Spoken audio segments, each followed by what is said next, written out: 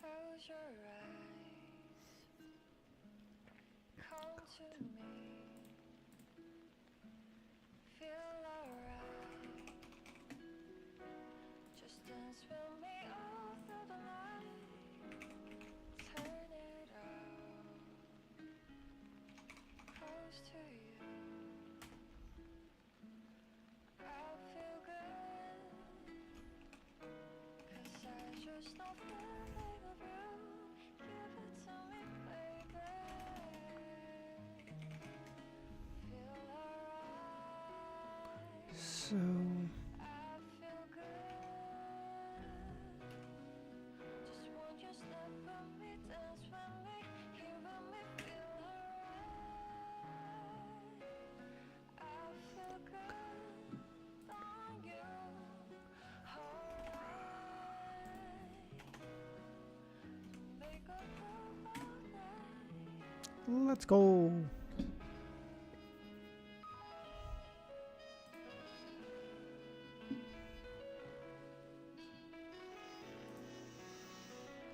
Hopefully there's gonna be the fight today with the devil. Ooh. Close your eyes, come to me, feel alright. Just dance with me all through the night. Turn it up. Walker, stroller, jogger. I feel good, Ranger? 'cause I just know feeling of you. No. Give it to me, Would have been too easy. Okay. feel alright. I feel good. Just want you step with me, dance with me, here with me, feel alright. I Feel good on you. Alright. to make a move all night.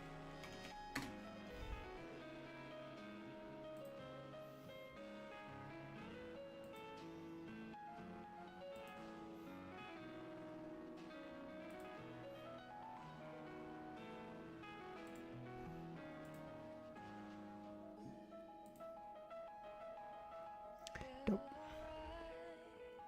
Butler, net, hooks. They can waste a fish.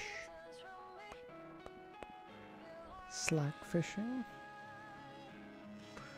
I've never fished it once in my life. Queen, how's it going today? How you doing? Queen, net, hooks, slack fishing. There's another way for sure. Bottle fishing? Good. That's good to hear. Also good to hear that you got some sleep last night. Close your eyes, come to me. Close your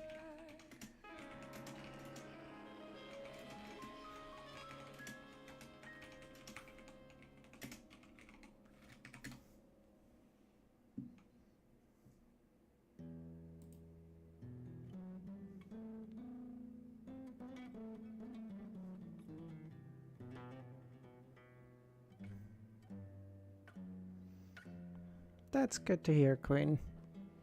I know what it can just make your days so much more miserable if you're having trouble sleeping. Trust me, I get it. So I wouldn't wish that on anyone. Pips. Okay, I know very little about Pips. I think I've played it like twice ever. So you know, this is not gonna go great.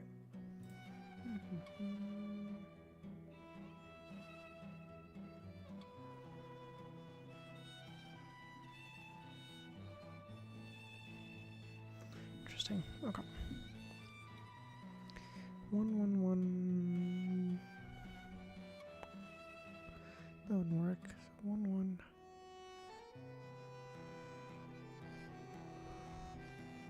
DSV, how's it going, man? 4, 4, 4. Then that's only 3. 6, 6, that's only 2. Okay, so if I do this...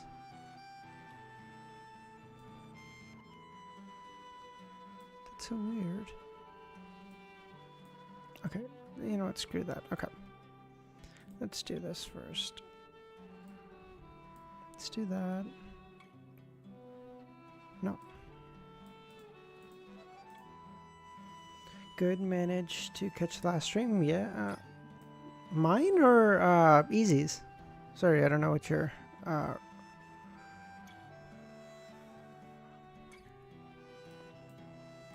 That'll do. That'll do. That'll do. Oh god, we're cooking so hard. Both? Ah, nice. Oh, let's... Oh, Jesus Christ. Okay. So this is going to be a double 6 then. Bang. 4 have to be equal, so 2 doubles. So 4, 4, 5, 5. 3, 3. Usually I can catch your streams 50% of the time with my schedules. But I'm glad to have you. That's awesome. I assume weekends probably make it a little bit easier in terms of scheduling and stuff for you.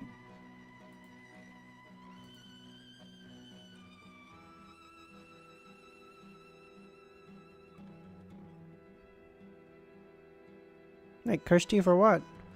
Oh, by the way, can you guys hear the background music okay, or is it too loud or quiet? My speakers had a bit of a rough time yesterday, so they may have fiddled around. Oh, for fuck's sake, stop. 6655. What is happening here? So that one has to be less than 4. How do they equal to 0? How does that even make any sense? Oh. That one. Nope, stop. 6.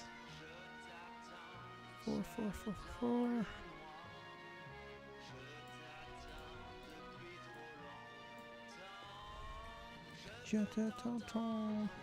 I feel so sick. I fainted today. Jesus Christ. Okay, are you drinking fluids? That's not good. I'm changing my sleep schedule for a trip soon. Last 12 hours I was sleeping. I woke up and still have a headache. Jesus Christ. Okay, well, definitely get something to eat. You probably don't want to because you're sick, but get something to eat. And then take some like painkillers and stuff. If you pass out again, definitely go to the hospital. Oh, for fuck's sake, stop pausing. 5 and 5, 10, I guess. I'm drinking warm milk. Okay, that's good. Okay, at least you're having something. Less than 4. Can do that.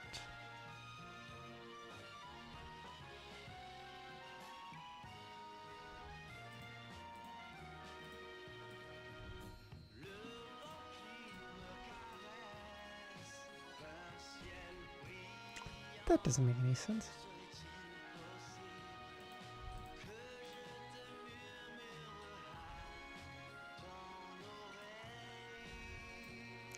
Can't be 8, can't be 10. Oh.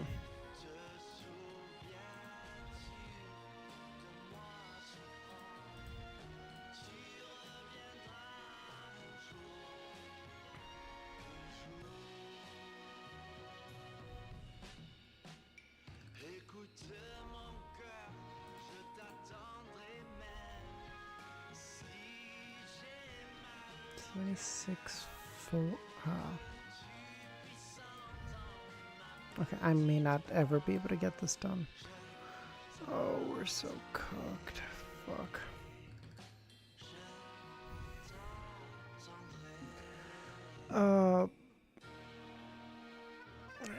I beat the black dragon and found the red dragon. I'm at the final boss of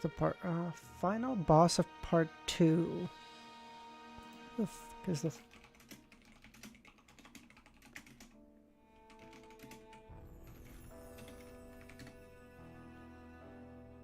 oh, the yellow wind sage. Oh my god, my worst nightmare. I hated him so much. Did you how did you like the fight with the tiger? That was like one of my favorite fights. Oh god, I enjoyed that one so much. They're all equal. What is happening here? So that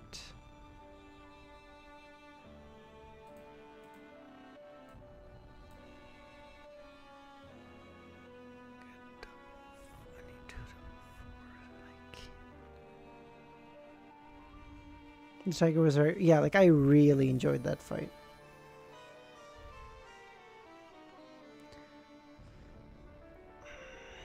I don't know what this is. Sure.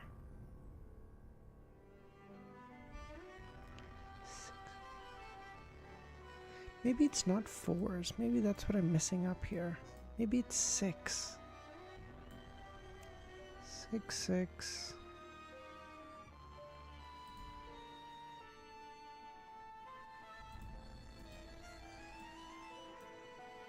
Milosh, how's it going, man? Oh, that reminds me. Okay, you know what? Fuck this. I'm never gonna get pips. I hate this shit so much. I posted. I'm not gonna say they're theories. I'm gonna say more like questions for the most part. What I have, okay? So, I went through all my, not all my, but the lower section of my notes yesterday because I realized that when lore comes up, I read it once and then someone tells me like, hey, toss it in notes, but like I don't really look over it and like think about it, which I probably should. So I went over it because I'm like there's probably like exposition I'm missing and stuff. So I went over it. This is all the questions and thoughts I had, okay? Not all of them, but I mean the ones that matter, okay? Read at 4:30. Oh fuck. Okay.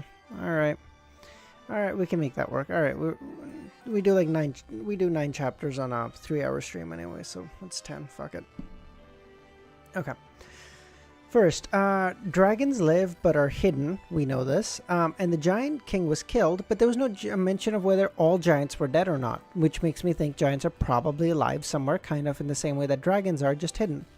And then I assume, and this is not exactly like big or new because I've already mentioned this, but like I feel like the giants are linked to the palace above the Grey Fog because every time, like not every time, but like all the time when Klein goes up there, it says like, oh, it looks like the house of a giant or something. So giants are probably involved in somehow. This could be like the home of the giant king Ormir or something. I don't know. Nothing too in depth or anything, but just my thoughts. Lone Kingdom says Lord of Storms, EBS, and God of Knowledge defeated the dragons and giants, but in the City of Silver, they say the true creator did. So either that's conflicting information, which is very possible because religious dogma can often conflict. That's fine. Or somehow the true creator is all three. So I was thinking this fits into my sort of highway theory still. I don't so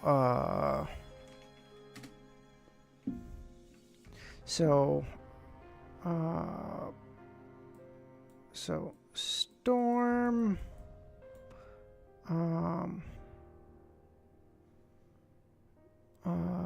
and then did it say EBS? What was it? No, not that one. Storm, EBS, knowledge. Okay. EBS, knowledge. That is horrible, but you guys get the fucking point. So it could be that somehow all three of them are the same person. If you guys remember from a while back, this was like a kind of guess I made in that like if you're traveling on a highway, let's say Lord of Storm is the sequence 0 of the Sailor pathway. EBS is the leader of the Sun pathway. Knowledge is the, I don't know, the head of the Reader pathway, or the Planter. I don't know, fucking one of them. Okay, probably the Reader pathway, right? But what if there's like, and these are all sequence zeros, obviously, because they're gods. But what if there's like a thingamajig on top of them? You know what I mean? Like in the same sense that like at a sequence 4, you can start trading potions in certain formulas. What if there's like a, well, you can't go down. That's fucking stupid. Like maybe in the same way there's like a thing. Because my theory was like you're on a highway and you're all headed north. You know what I mean? So maybe this is north. Maybe the north is true creator here. So that would, because that would make the 2 stories from the main continent and from the City of Silver not contradict. If we wanted to reconcile them, that's the only way I can. I was curious where Bernadette comes in. Bernadette, Roselle's daughter, because Zaratul said that, hi Dr. Z, how you doing? Because they said Zaratul said Bernadette's daughter would be, Yark, how's it going? Bernadette would be, I haven't started reading Dr. Z. I was just going over, so I read through all my the lore section of my notes yesterday, and these were just some thoughts I had, so I was just going over those. So I'm curious where Bernadette fits in, because we haven't heard anything about her yet. The Einhorn and Sauron family. I know they're of the, I know the royal family of the Intis Republic. I just mean, I don't know anything about them yet. Like nothing's been mentioned about them, so I'm curious what happens with them. We only started like maybe 5 minutes ago, Dr. C. So if you want to just go back and watch that, feel free. But nothing too much. Really, the top one I didn't kind of say much. The second one I kind of had a vague theory. I don't even know how to categorize it, but like how he's the god of 3 different pathways. That's true. My theory, okay, so I'm not again, I don't have a lot of conviction in this, so I don't even want to call it a theory. But what my guess would be is that if different pathways that intertwine, because logically if okay, you know what, I'm not, sorry, reset this, fuck it. Okay, we might start reading a little bit later than intended, okay, because this is going to take some time to explain. Because if every pathway is its own thing, which is what it's seeming like right now, if all 22 pathways are their own separate thing, they have their own 9 through 0, every single one does, why would it ever make any sense for them to be interchangeable at high sequences? That doesn't make any sense. Or like for 2 or 3 of them to be interchangeable, not all of them obviously, right? The only reason that would make any sense is if there's a overarching thing, or no, that's not right. If there's an overarching thing that makes them work together, like, I don't know if I'm explaining this very coherently, but because if they were all individual things, then you would never be able to interchange pathways. It wouldn't make any sense. But the fact that you are able to interchange them must mean there's some overarching thing that's bringing them together and making them coherently work. Do you know what I mean? So that in that case, it would be like the true creator is the, I don't want to say God, because a God is a sequence 0, and like this is a thing above a God. I don't even know conceptually what you would put above God. I don't know. Universe? I don't fucking know. Right? So like the true creator would theoretically stand above all 3 pathways. And the fact that he is the, I'm just going to say God, it's not God, because again, it's something above God, but the fact that he's the God of both, all 3 pathways or whatever, he would allow him Shut the fuck up, Milos. I see you. Okay. He would allow for there to be like crossings of the pathways. Do you know what I mean? That was part of what I find out next time on Dragon Ball Z. Fucking Einhorn family, whatever. Oh yes, here. Or no, not here. Sorry, this is gonna lead to another one. So, City of Silver, where the sun disappeared. Could the ancient sun god have died here, and that's why there's no sun there? That was a theory. Because my guess is there was probably an ancient sun god. He died. EBS, the current EBS that we know, came into being sometime after him, and he's the new sequence 0 of the Bard pathway, right? So that. But hold on, I had a thing.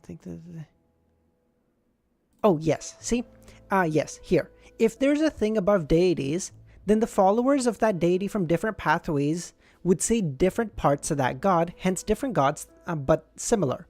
So what I was thinking about particularly, what brought me to this sort of revelation was somewhere in my note. Can I pull that up? Yes. Moon. Yes. No. Yes. See? Somewhere, To Be Under Faction, I don't even know where this excerpt is from, but just fucking follow along. To Be Under Factions, which are in different continents, had no way of communicating with each other, had chosen to worship the moon itself and ignored the Evernight goddess. So in a similar vein, theoretically, if, let's say there's 3 pathways, and let's say the Evernight,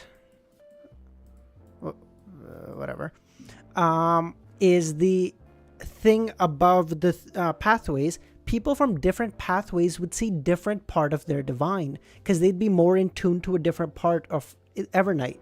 So like a certain faction would only be in tune of the moon, so they would never think about the actual goddess herself. They would just think of the moon, because that's what's primordial and that's what speaks to them. And another part of it, let's say the night what the fuck is it called, the sleepless pathway, would be really in touch with the actual Evernight goddess, and they would never consider the moon. And theoretically there'd be like a thing in the middle that would kind of worship bits of both. And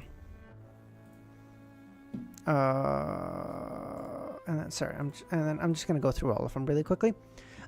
It was mentioned in my notes somewhere that that a descendant of Death was the founder of the Numinous Episcopate. So I was wondering, the only descendant of Death that we know of is Azek, and even then we don't really know if he's a descendant of Death. It's just a theory of Klein. So if that's true, then could Azek be the founder of the Numinous Episcopate, and then in time? Wait, do I know the... Oh, yes, I do know the pathway is interchangeable with things. Sorry. No, not that one. Fuck. Where is it? Sequences. Sleepless, Corpse Collector, and Giant Pathway. So let's say the sleepless portion is really in touch with the with the goddess. The Corpse Collector is really in touch with the, I don't know, the night portion of it, I guess, because Corpse Collector, darkness, whatever, right? So they'd be in touch with like the darkness, maybe the moon, and then the Giant Pathway. I don't fucking know what the Giants would be in touch with. These guys are fucking lunatics. Okay, whatever. So maybe Azek could be the founder of the Numinous Episcopate. 4 emperors. Black Emperor of the Solomon family. That one we already know. Devil of the Tudor family. So my guess is that the Tudor family was in control of the Devil pathway, because it said the half crazed Blood Emperor or some shit, and devils are crazy. So Devil would kind of make sense. Head of the Sleepless Pathway of the Truanst family. I don't know what piece of knowledge led me to that. And Death of the Southern Continent. We know that, obviously.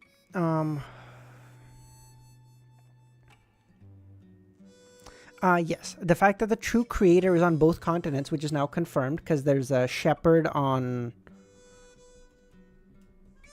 in the City of Silver. who was talking to the true creator, and obviously the true creator is on the main continent, means that at some point there was contact or travel between the continents, because otherwise how the fuck did it pop wherever it started, whether it started in the City of Silver or vice versa, how did it get to the other place? Which means at some point, or possibly even now, there is contact or travel between the continents. It's just really restricted, or was. Stated by Klein that each devil... Yes, exactly, yes. This was another thing. Stated by Klein that each devil powers are a little different. So during yesterday's stream, Isengard was... I promise, I will get to reading in like a little bit, okay? Isengard stated that like a devil has the ability to... what the fuck was the phrasing? Like he can recognize danger before it happens. Like he'll know that like, hey... I don't know how to phrase it, right? Whatever. I think you guys get what I'm saying. But Klein in his mind sensed danger. Yes, thank you, Dr. Z. But Klein said in his mind, but each devil will be in tune to different stuff at different levels. So like he'll be in tune to like a different kind of can I just pull it up? Maybe this will be easier if I can.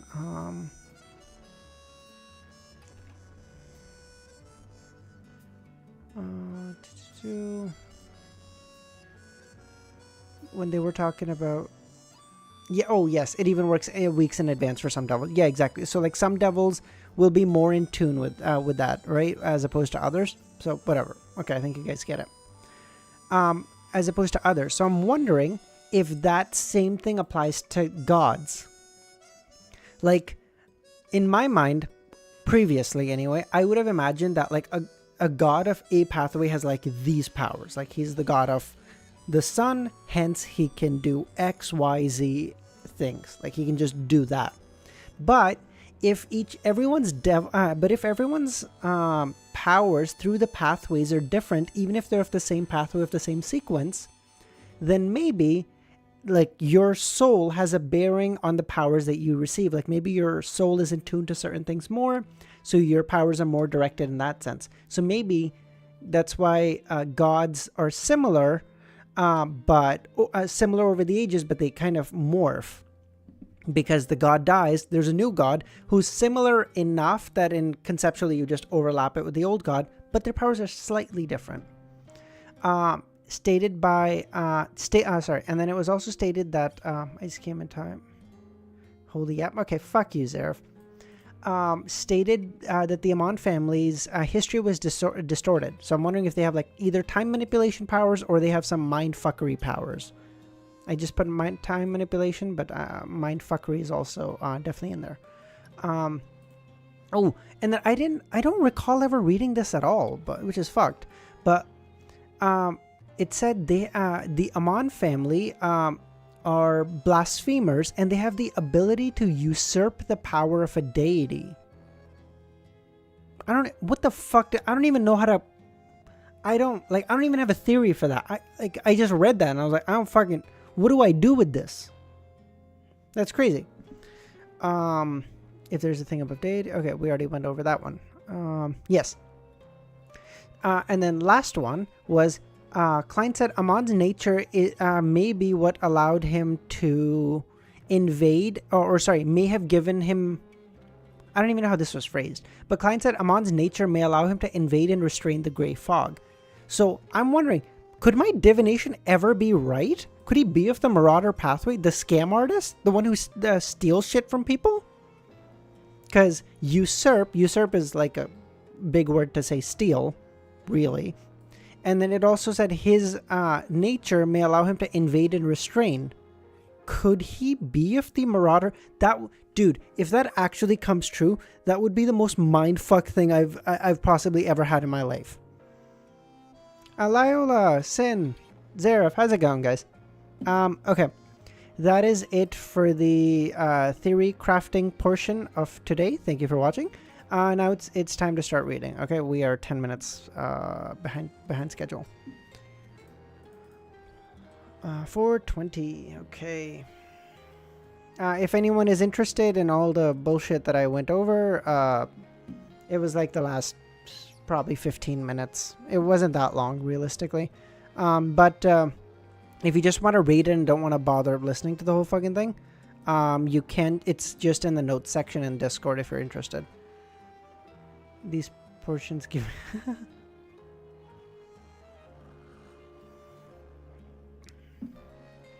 Okay, let's get started.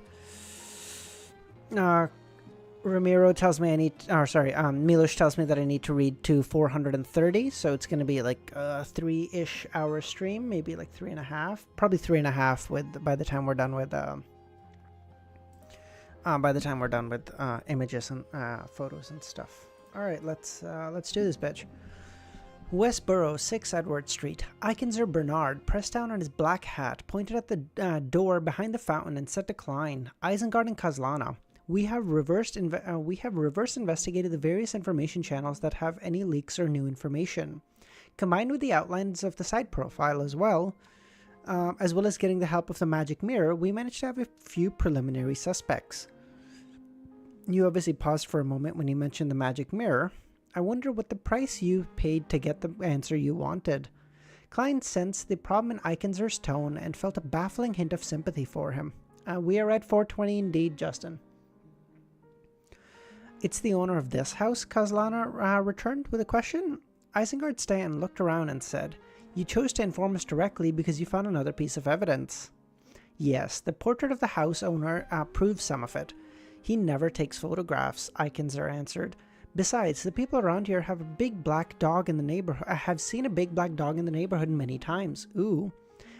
If and when I need to put on fight music, just let me know, okay? This can basically prove that the suspect is the Desire Apostle. Having said this, Isengard couldn't help but laugh. Sorry, we were too anxious and didn't give you a chance to introduce the suspect. As he walked around the fountain and towards the front door, Ikenzer quickly said, The owner of this house is Patrick Jason. Dude, if this is the Devil Apostle, that is such a basic bitch name. Patrick Jason? The principal shareholder of a small bank. According to the description from his neighbors, he's cheerful, enthusiastic, and optimistic middle-aged man who has remained a bachelor, but it is believed he has had several mistresses. At this level of wealth, the number of servants he hires is utterly inadequate. Every time a banquet or ball is held, he would need to hire a batch of temporary attendants. In regards to this, his explanation is due to the problem of insomnia. Too many servants will affect the silence he needs. In fairness, I get it. I mean, not me personally, because dude, once I fall asleep, I'm out like a fucking light. You could have a concert downstairs, wouldn't even hear it. Don't give a fuck. I can tell that many of his secrets, which need hiding, I can tell he has many secrets which need hiding, so he doesn't dare to hire too many servants, Isengard said. Klein said somewhat guiltily, perhaps it's simply because his finances aren't as good as others think. Yes, that's a factor that can't be ruled out, Isengard stepped up to the porch. You don't hire servants and only have your landlord's maid do temporary cleaning twice a week. Is it to conceal the secret that you're a beyonder? Ikenzer asked. Out of all my secrets, that's the most trivial one. Yes, Klein said. Ikenzer is he's the official beyonder from the machinery hive mind, right? As they spoke, Ikenzer pushed the door open and an indescribable stench drifted out. The smell of decay, Isengard made a judgment. Ikenzer called over a machinery hive mind team member. Thank you, Mira. Carlson, any discoveries? The beyonder Carlson wore thick glasses and had a complicated expression on his face. We found a lot of bodies here. In the cement in the basement, in the thick walls, and in the places where the garden is overgrown with weeds, one hidden corpse was found after another. The earliest could be from more than a decade, and the latest are the servants who were still alive a few days ago. Jesus Christ. Some of them are just bones, some slightly rotten. Deacon, this place is like a human slaughterhouse. Not too much then. How you doing? By the way, can you guys hear the music, or is it cuz like I feel like it's so wait, I cannot don't answer that right now cuz the music was just ending.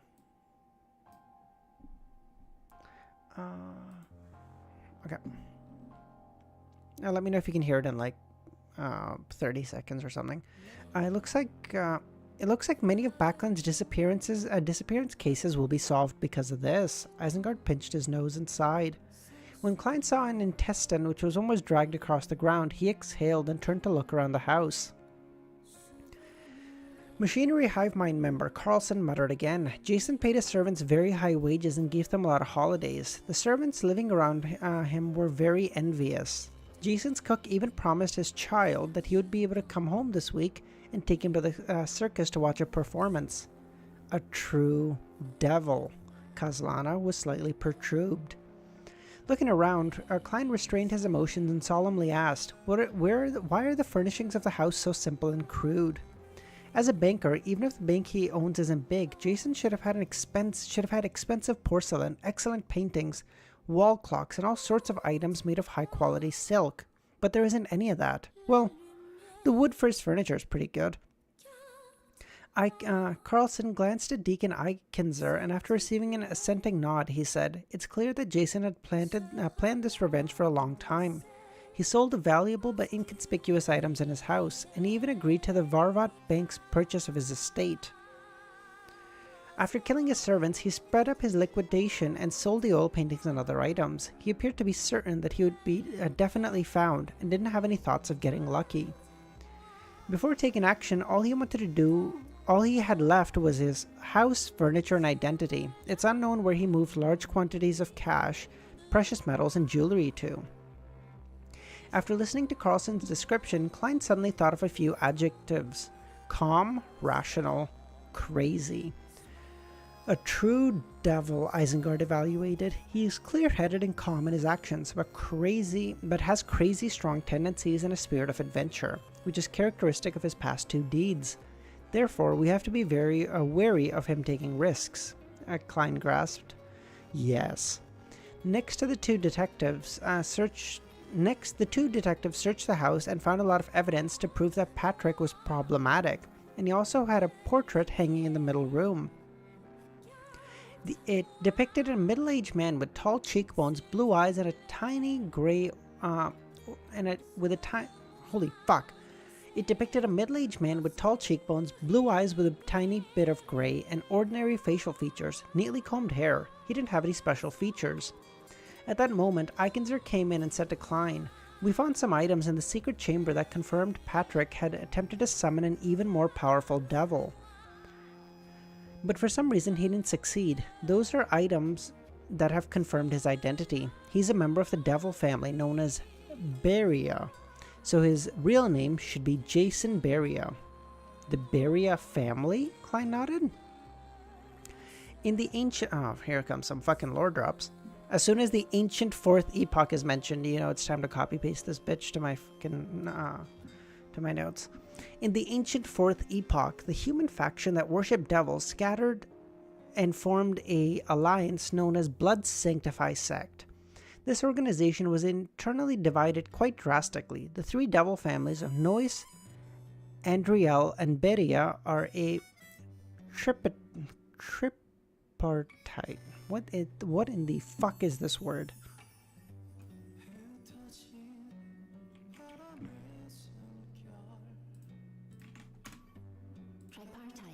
Tripartite. Okay.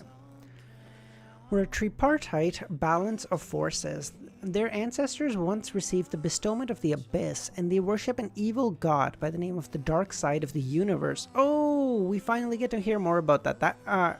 That is the hardest fucking name ever, dude. They believe that he is the ruler of the Abyss, and that he is the devastator of worlds who would corrupt and degenerate the real world's entire universe. Atkinser shook his head and added, "If a deeply divided organization doesn't eventually split, integration and unification are inevitable. Various situations and rumors indicate that the Beria family and the Andriel family have gradually weakened since at least 1,000 years ago, to the point of becoming vassals of the Nois family in recent decades. Well, the Beria family symbol is the abstract symbol combination of a pentagram and goat horns. Okay, well, can they get any more devil than that? What the fuck? Regardless, the Beria family are still an extremely ancient family with deep roots. It's no wonder Jason was able to rise to a devil dog. That's just one of the reasons. Another is that he owns a bank, even if it wasn't big. In the second epoch, the ancient god that corresponds to the dark side of the universe is the devil monarch, Farbauti. Is there any connection between the two? Klein sighed. Yeah, probably, dude. After much searching, the three sorry, let me just copy this into my fucking notes really quickly.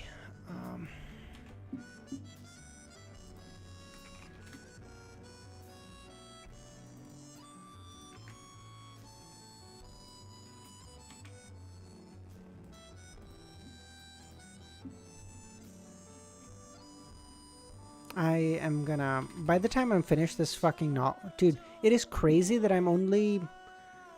I want to say like a third through this novel, and my pages are... I'm sorry, my notes are something approximating 50 pages right now. What in the actual fuck?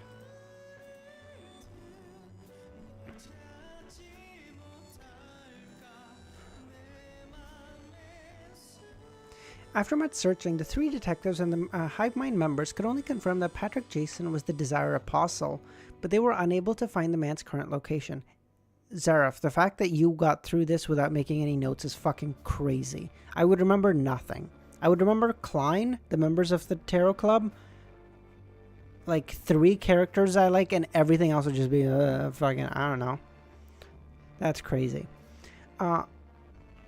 On the pretext of getting help from others, Klein took a handkerchief that Jason had used during the devil summoning ritual, with plans of finding with the plan on finding a chance to divine above the grey fog. After all, Jason had dealt with the items he often came into contact with. Well, maybe because you're old. Fuck you, okay? We will be making a the Nighthawks will be bringing a sealed artifact here. We'll be making a move first. All right. Isengard and Kazlana answered. As for Klein, he had long since raised his hand and feet in approval inwardly. After exiting Jason's villa, which occupied a huge area, Klein looked back and an expression gradually turned grim. He said doubtfully, "I think there's a problem." "What problem?" Kazlana asked. "He sold the bank, his business, and many valuable items. That means that Jason is prepared to give up his current identity. If his motive is to solely seek revenge on the Devil Dog, it's not sufficient to initiate such a series of actions. Maybe he had a deep relationship with the Devil Dog. Sherlock, you might not think so, but I've seen people who treat pets as family," Kazlana said. "No, Sherlock is quite right," Isengard said. "Kazlana, do you know what the ancient name of the Devil Pathway Sequence 8 is?" Kazlana revealed a look of contemplation. She had apparently heard of it, but couldn't recall it. Cold-blooded.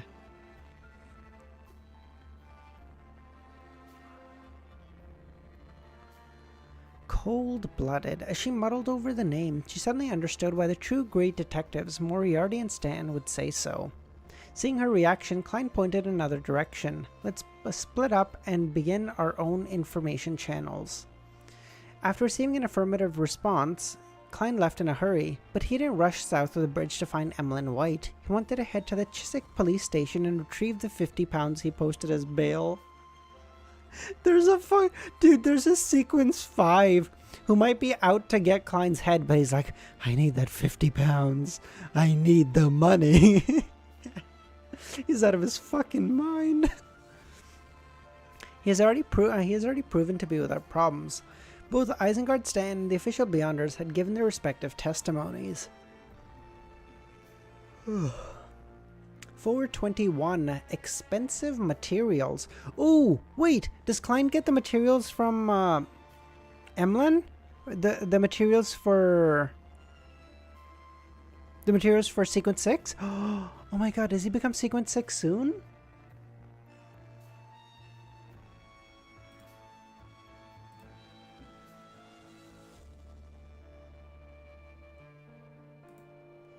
Oh, that'd be so good. I mean, he hasn't even fully digested it yet, so he can't do it quite yet, but he's got to be close.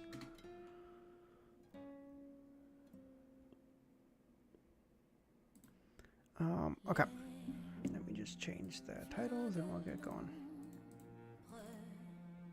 Wait, dude, I read that chapter so fucking fast. We started like almost 10 minutes late, and I finished it only like 3 minutes behind schedule. What the fuck?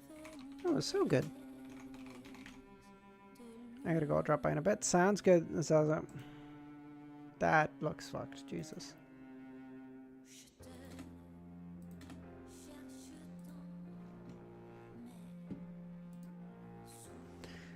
Okay. Made notes in PowerPoints.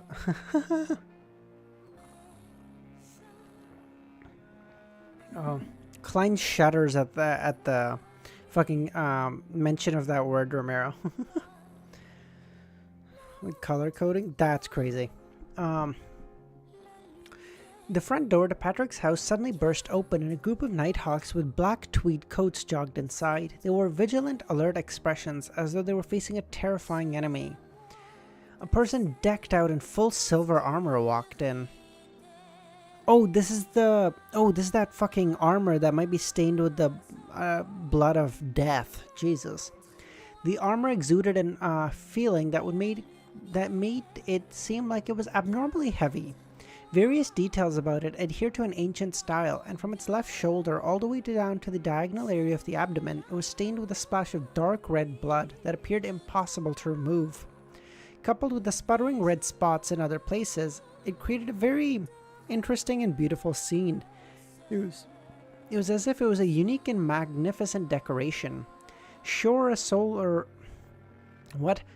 Assurer Soes took out his pocket watch and gave it a look. Change. The silver armor stopped, lifting its visor to reveal the wearer. It was a handsome man with black hair and green eyes. Leonard is wearing it. Leonard, hot water has been prepared in the master bathroom on the second floor. Don't delay any longer, or you'll only be able to return to the embrace of the goddess. Jesus. Let's go! Milos, you were saying about me being a seer, bitch. Look at that. Another fucking divination came in true. What's up? If we meet Azek in the next 20 chapters as well, I am beating your ass, bitch. With the red gloves on, he didn't say anything, nor did he hesitate as he rushed to the second floor and found the bathtub. Leonard quickly stripped off his clothes and lied down in hot water without exposing his nose. His skin quickly turned red like a cooked lobster, and strange scar-like silver lines gradually began to appear on the surface of his skin. Those silver lines were like pure blade beams and were constantly spreading outwards, fusing with the hot water. In less than 10 seconds, the steam disappeared and a thin layer of transparent ice formed on the surface of the hot water. Only when the silver lines dispersed did Klein sit up, panting heavily. He cocked his head slightly as if he was listening to something, and then he said with a lowered voice, "Old man, do you know the origins of 142? An elderly voice rang out in his head. You are getting more and more impolite. I don't know where that strange armor comes from. But I think I recognize the owner of the blood. Who is it? Leonard asked. An ancient god before the cataclysm. Who? South of the bridge, Rose Street, Harvest Church. As soon as Klein stepped in the quiet prayer hall, he saw Father Utravsky and the vampire Emlyn White. Dude, he keeps calling him a vampire. He's so mean. Don't get me wrong, I would call him a vampire, but I would expect better from Klein, okay? Be better than me. One in front, one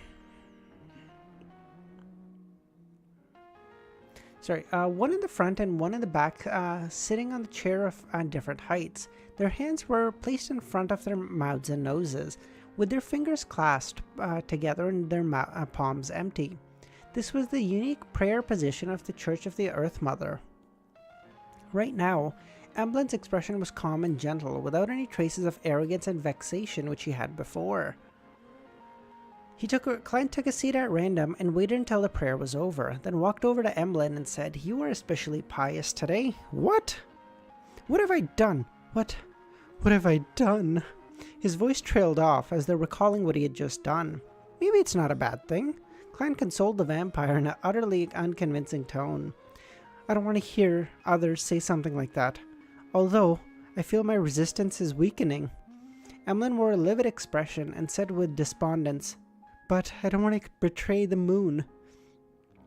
Do you know the Sanguines worship the primordial moon, or a particular deity that represents the moon? Or perhaps the two of them can be considered the same? The plot thickens! That might go in with my theory.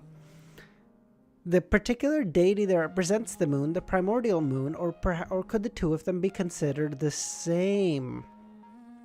If they are the same, then my theory is right, that there's a thing above the pathways, and then people are praying to that god in just different understandings of their powers, and hence they see different things.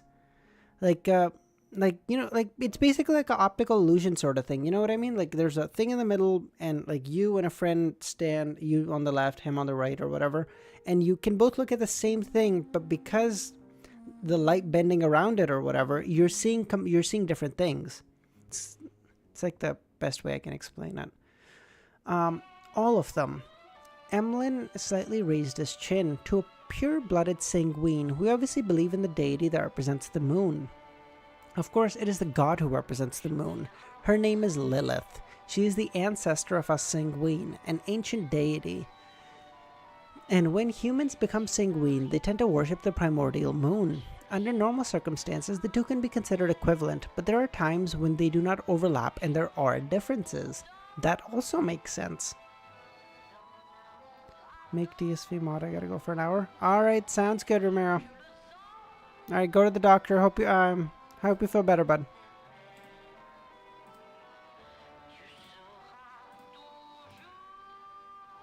DSV, you now have the power vested in you.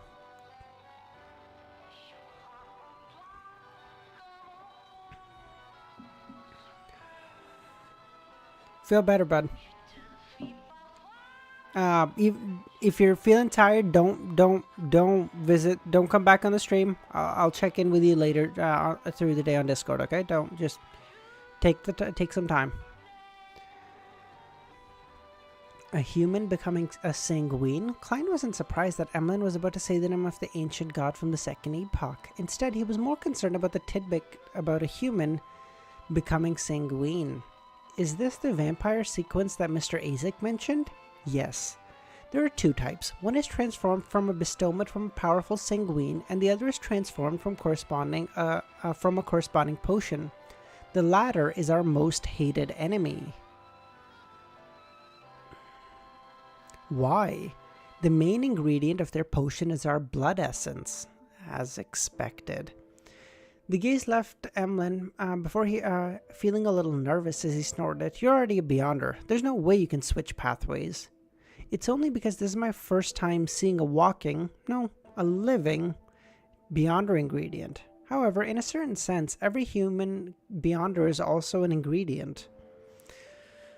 At this moment, Emlyn looked at the bishop, who was carefully polishing the sacred emblem of life, and said in a low tone, I found two ingredients that you wanted. What are they?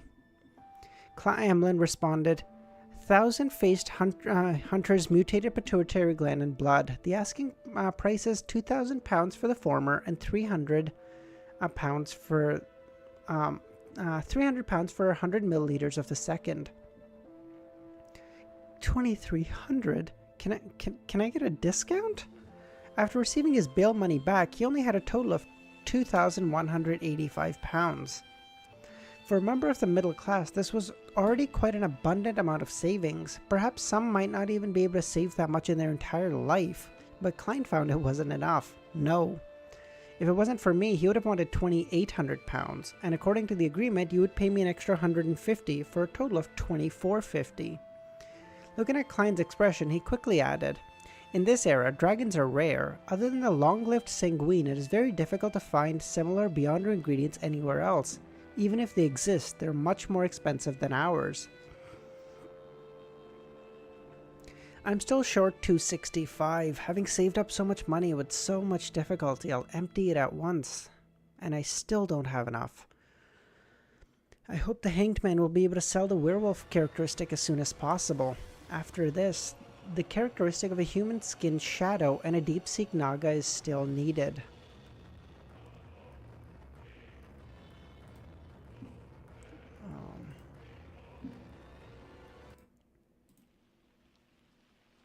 Now you know why he hates being called vampires. Vampires are basically the murderers of his family. Oh, I see. So sanguines are like natural.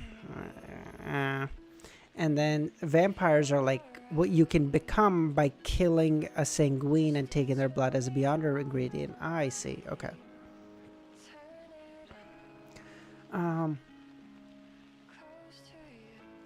There's no way to confirm the little son's side of things. With him needing to conduct himself properly, the amount he owes me is probably best repaid by means of removing the rampager's mental corruption on the item.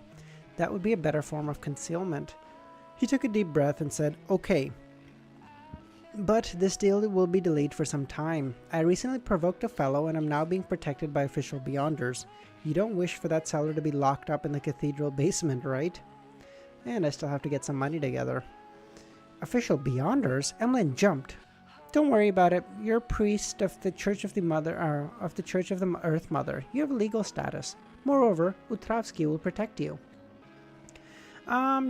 Not as such, Nightwalker. We're just about to get through the second chapter, and there was a lot of theory crafting done at the start.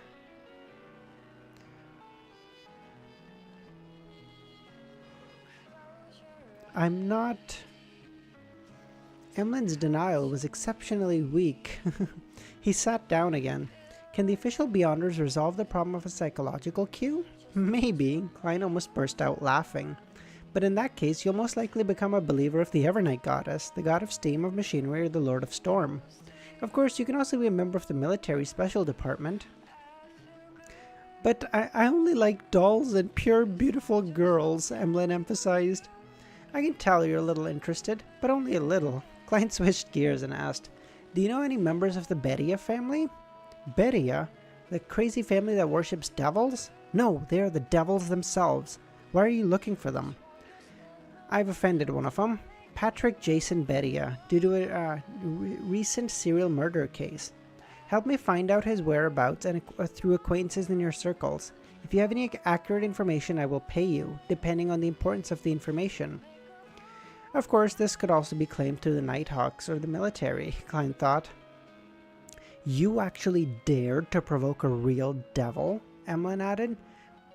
"When you have exact information, he will know that you will bring him a great deal of harm." "It's alright. I have the protection of the authorities," Klein added.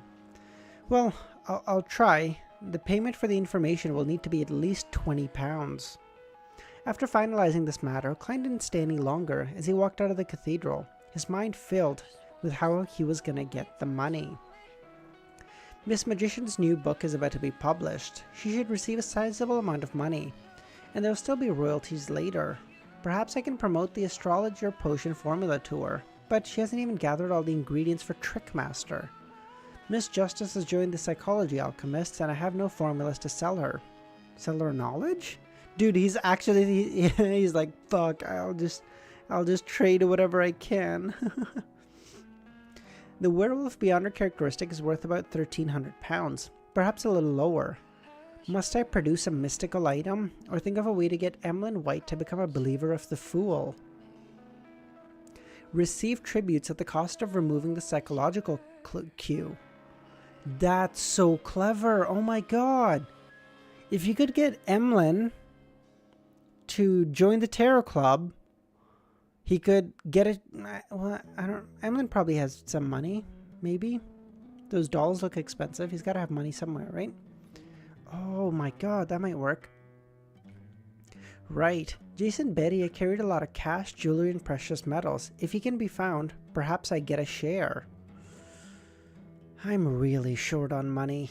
Back on Minsk Street, Klein walked to the bathroom with a thick stack of newspapers in his hand, as if he was about to fight a protracted war. He wanted to head above the grey fog and use Jason's handkerchief to divine his whereabouts. 422, the true Jason.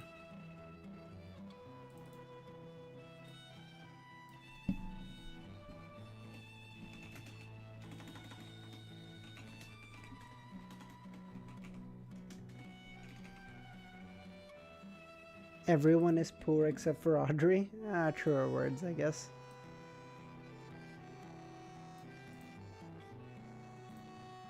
And even Audrey, like Audrey's not poor, but she doesn't have a lot of cash available to her right now.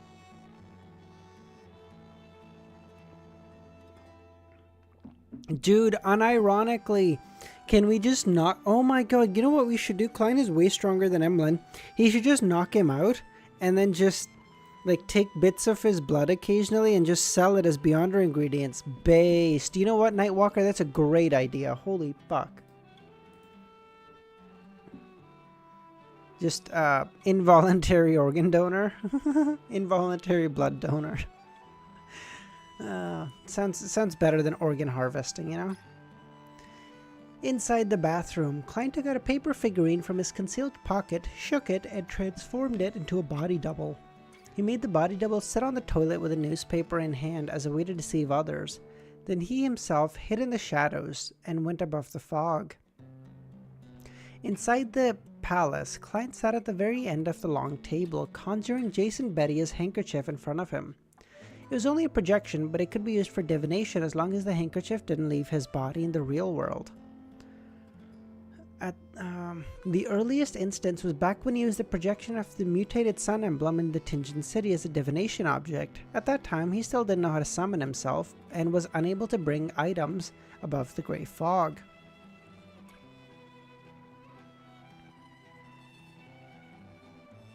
Of course, there's still a big difference between using a projection and the real item. Therefore, Klein often tried his best to use the actual item. But right now, while being protected by official Beyonders, it's not exactly convenient. If anyone were to find him lighting candles in the day while on the toilet, he would be in deep trouble. If I can really manage to obtain Jason's location via divination, I can always take the risk by summoning myself and bringing the handkerchief up here if the revelation isn't clear. Klein wrote the divination statement, Jason Bettia's current location. Normally speaking, relying on a handkerchief that the target used only during a certain ritual made it impossible to divine the whereabouts since the connection wasn't strong enough. For example, it would be easy to end up provoking the Abyss Grand Duke, which the ritual was directed at. But for Klein, interferences could be eliminated. The so-called Abyss Grand Duke was at most a high-sequence devil. At most. Like, this motherfucker says that like it's Tuesday dinner for him. Like, he's at most a fucking demigod, no problem. Not the incantation of the dark side of the universe. Above the fog, the mysterious space had already handled deities like the EBS and True Creator. Even a slight... Oh, wait, wait, hold on. Sorry. Wait, hold on. Now that it mentions this, wait, there's another thing that speaks to my theory. Fuck, sorry. I'm gonna get back to reading in a second, okay? So, zeros above, okay? So, let's say True Creator. Okay? Hold on. Klein said, when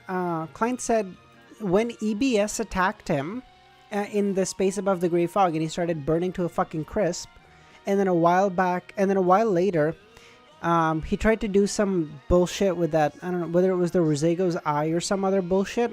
And Klein said the True Creator was stronger than EBS. It would make sense if the True Creator is stronger than EBS. The ear, yes, thank you. Because EBS, theoretically, would just be down here. So EBS would be like a part of a god, whereas the True Creator is the full god. Oh, that also works. Oh shit. Oh shit. Okay. Oh my god. We are cooking so fucking hard. Oh my god.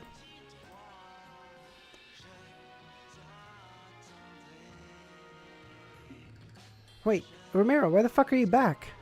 You're supposed to be at the doctor. What are you doing?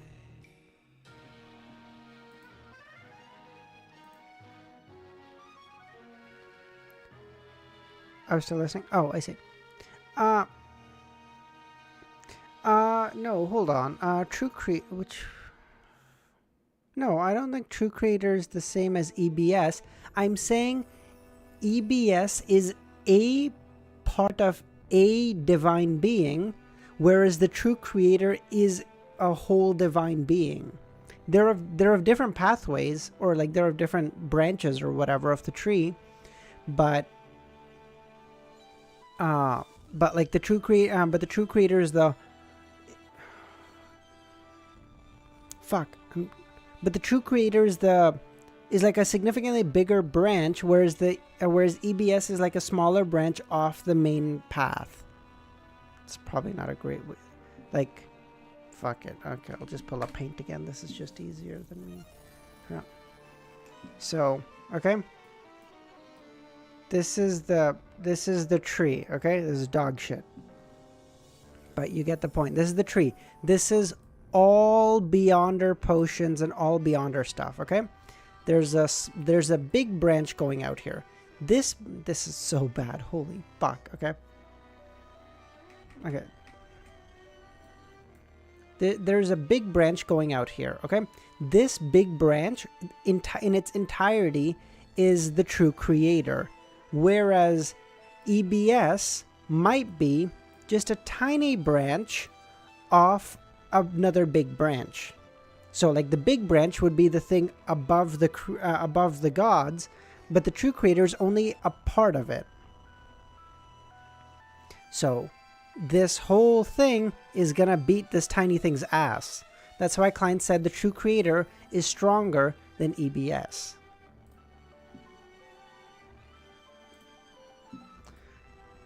The True Creator just built different. True Creator is the whole, while EBS is the part. Yeah, basically, yeah.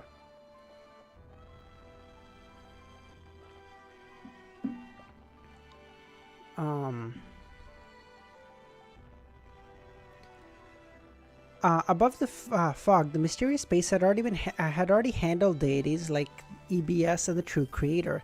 Even a slightly weaker one was at the level of an angel, Mr. Door. And up to this point, he hadn't suffered any serious mishaps. Didn't EBS straight up set him on fire? What the fuck is he talking about? As for the problem of the connection not being strong enough, Klein, who could only be enhanced to a certain degree by the grey fog, was helpless as well. He could only give it a try and try his luck. Perhaps it would only be after he became a high sequence Beyonder saint in this domain that he could have corresponding confidence. Okay, I'm not glazing him, okay? I'm glazing existences like him. That doesn't sound any better in retrospect. Never mind. There are two flaws. First, True Creator is slightly stronger than EBS. Okay. Second,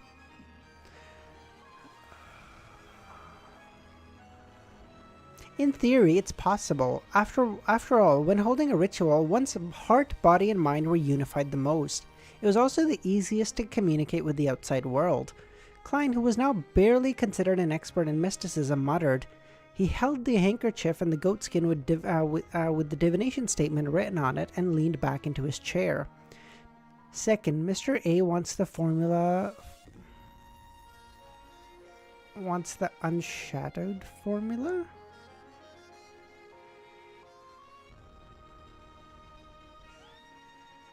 How does that disprove my thing? The first one I get that it's only slight difference. But, how does the fact that Mr. A wants the unshattered formula disprove anything? I don't even understand how that's correlated.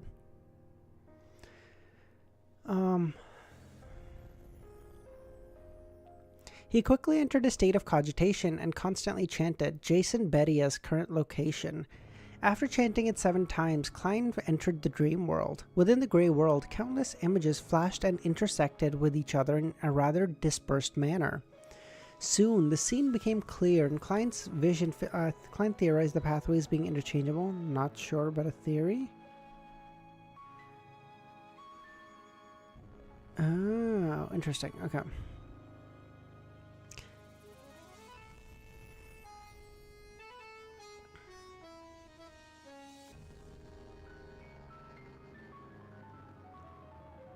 Soon, the scene became clear in Klein's vision, and filled Klein's vision, which made him feel as if he had entered a dream.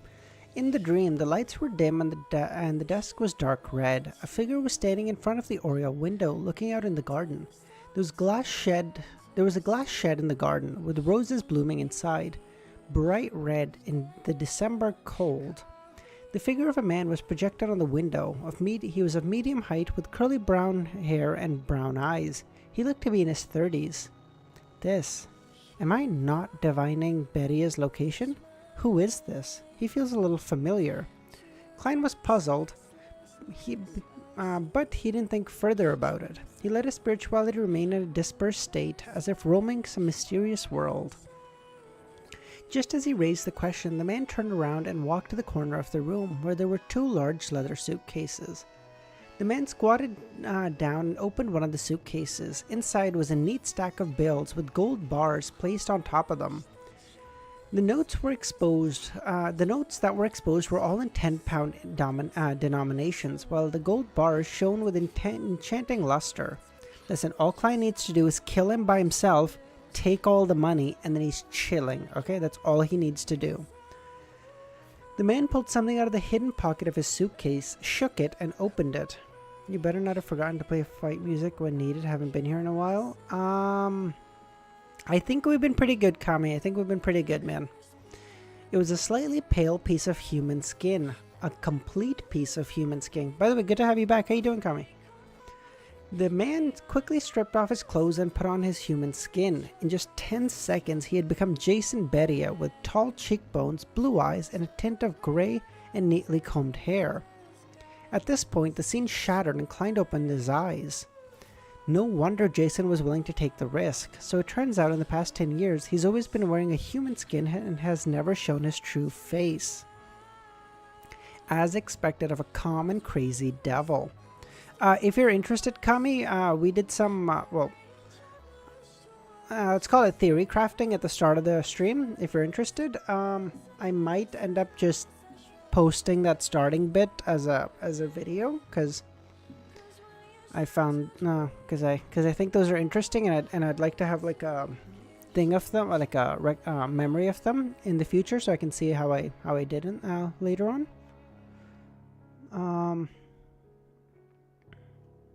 I'm not sure if you can remember, but a little earlier when Leonard joined the Red Gloves, they were investigating a serial murder collector's human skin. I did not remember that. Thank you, Dr. Z. Jesus. No, I did not remember that at all. Leonard theorized it might be part of a ritual. Oh, okay. No, I don't remember that.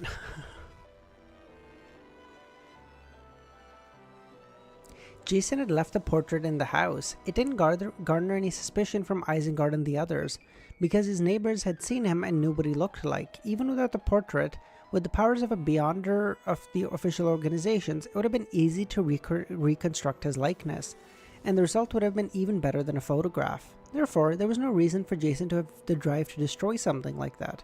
It was very logical. Who would have thought that he would have left a hoax in somewhere that looked to be most natural? If searches are made according to the portrait, even the Nighthawks that have sealed artifact 142, it wouldn't be that easy to lock onto the target. Moreover, in both times, he had actually used his own ability to conceal his face. Who would have thought that his face, which had been tightly covered and concealed, was actually a fake? He rubbed his temples and began to recall the scenes he had seen in his dream divination. A house with a glass greenhouse. That's a pretty obvious feature. There aren't many similar buildings in Backland. But the question is, how do I report it? The moment I tell the hive mind, Jason would definitely sense danger and start to disguise himself and move away. Directly find the Nighthawks with sealed artifact 142? What if I encounter someone familiar? I don't want to turn into ashes and be scattered into the Tussock River. So, how is it possible to receive any information from my various channels so quickly? That fellow is really carrying a large sum of cash and jewelry, and a whole suitcase worth of bills. The whole value might exceed 50,000 pounds. That should easily be able to get him to, like, a high sequence, maybe not easily, but that should be able to get him to a high sequence beyonder. Thoughts raced through Klein's mind, and it took him a while to calm down. He decided to wait another 2 days, then use the appropriate means to inform the Nighthawks in charge of this matter with the revelation he received. With the divination coming to an end, he returned to the real world, removed his double, and sat on the toilet himself. In the afternoon, Klein threw a coin when he was about to leave. The revelation he received was that it wouldn't be beneficial for him to head out. Would there be danger if I head out? Klein didn't hesitate. After about 20 minutes, he heard the doorbell ring and saw that Isengard had come to visit. Mr. Stanton, any progress? Isengard pointed to the back of the hall. Let's talk inside. All right. After sitting down on the sofas, sitting down on the two sofas that faced each other, Isengard held his hunter's hat and took a deep breath. The Desire Apostle has appeared again. The families of 2 detectives refused protection, believing that they wouldn't be implicated, so they remained outside. Today, at lunchtime, they were found dead in their offices. One so horrified that he died from fright, and the other too excited that he expended the last of his energy. They were too stubborn, as expected of believers of the tyrant. He can't even just let him die in peace. He's like, of course, you dumbasses believe in that dumb god. But, as a result, the Punishers have formally involved themselves. It's said that the few churches and military's high-sequence beyonders have cast their gaze over, and they've placed the matters of the Desire Apostle as one of the most important events. Are you hoping that I wouldn't reveal your identity as a believer of the God of knowledge and wisdom? It's easy to talk between detectives, Isengard smiled. No problem. I have some information channels that are convenient to expose. If I get valuable information from them later, I hope you can help me inform the Nighthawks and keep it confidential.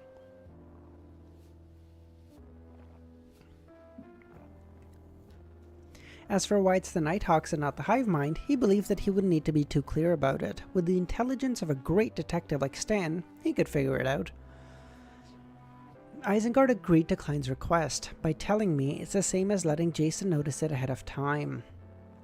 Let's hope we can think of ways to avoid that. Also, please help me think of other possibilities. That ring of yours should be able to mimic several Beyonder powers, Klein replied. Alright. The Desire Apostle's actions today have verified one of my guesses. It's also the question you thought of previously. His main purpose isn't revenge? Since Jason has already been through the cold-blooded stage, it means that he's definitely cold-blooded. It's impossible that he would go this far for that devil. Sherlock, look. Up until now, all of the official Beyonders in Backland have been mobilized, and even the high-sequence Beyonders have shifted their attention to this. At this point, if Jason wants to deal with someone, the true target, wouldn't it be much easier? That makes sense. After a short exchange, Isengard went on to find Kazlana, and Klein tossed the coin. After Klein tossed the coin, he planned out... I'm actually having a stroke. After Klein tossed the coin, he went out as planned, heading for the Quelaag Club. Neither of them had revealed their suspicion to the official Beyonders, fearing that it would end up directing harm at Jason, making him detective and abandon his series of actions. As soon as he entered the club, Klein met the surgeon Aaron. Long time no see, he greeted. I've been really busy recently, Aaron replied. Besides, my wife recently got pregnant and I'm going to be a father again. Congratulations! When did this happen? Klein asked. It was just confirmed. She should be pregnant for more than a month. More than a month? Klein was startled as he looked, and then he looked in his eyes. Doc said I have stress ulcers? Why are you so stressed?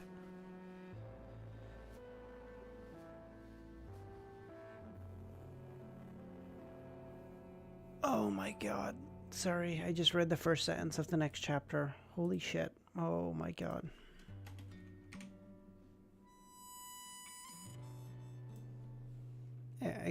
Exam? Because sleep is for the weak. I'm sure that plays a part in it as well, Kami. You need to sleep more. Romero.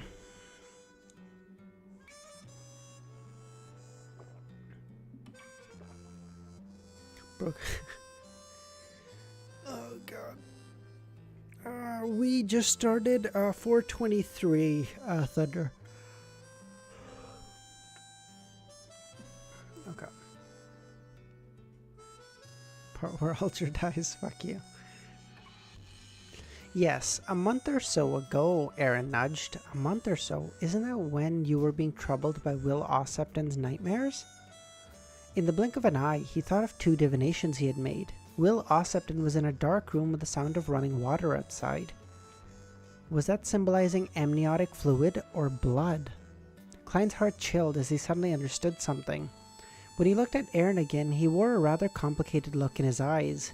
He suspected that his wife was carrying Will Ossepton, a snake of Mercury.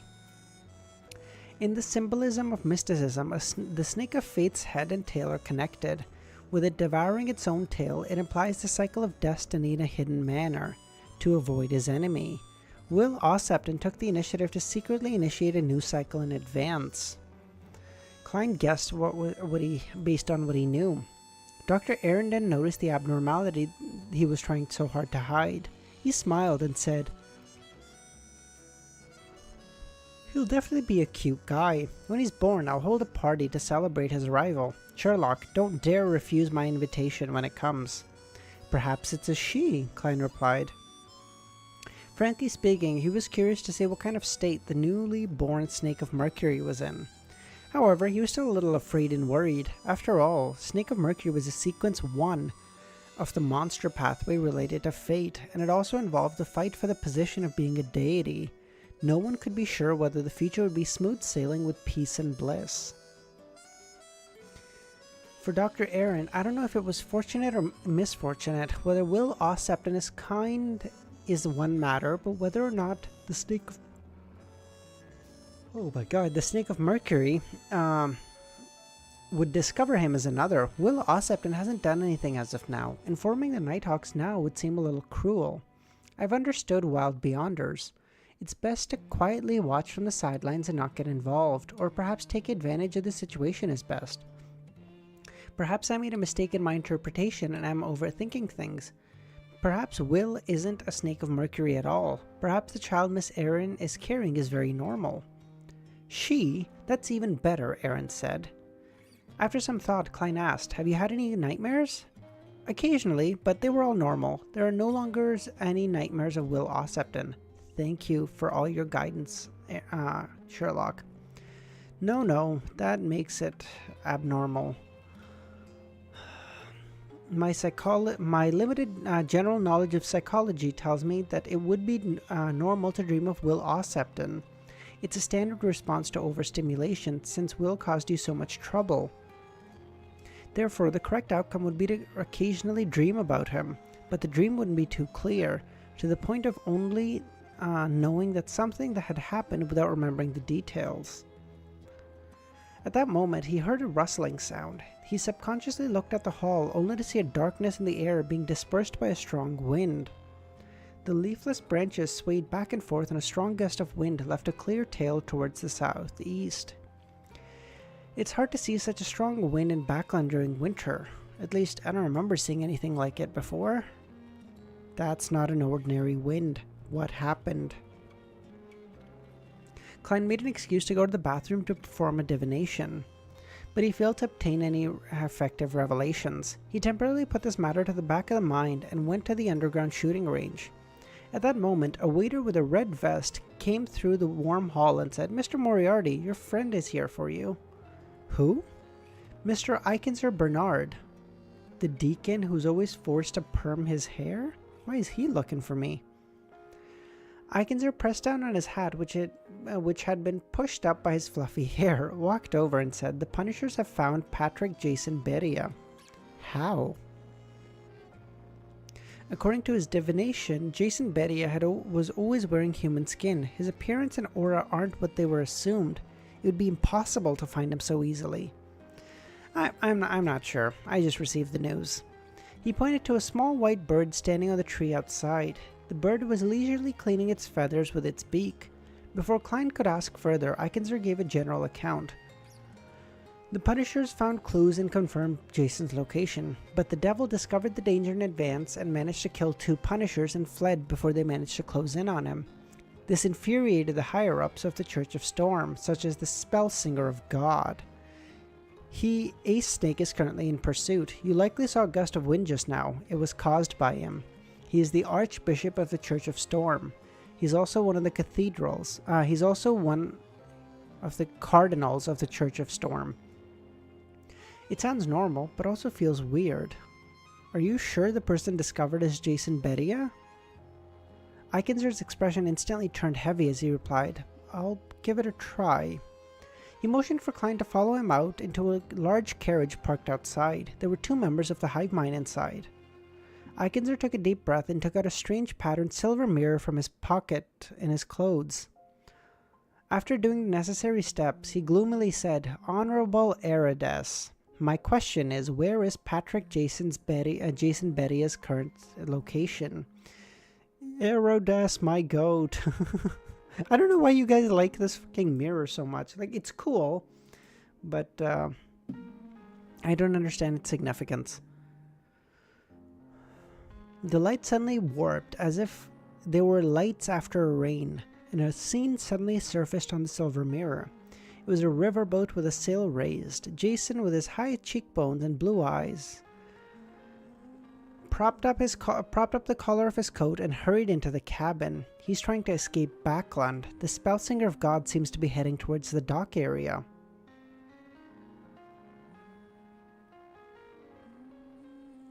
That's way too easy for him to be exposed, right? Eikenser wasn't concerned about any of this. All his attention was on the silver mirror. He's so scared. He's like, oh, this mirror's gonna beat my ass again.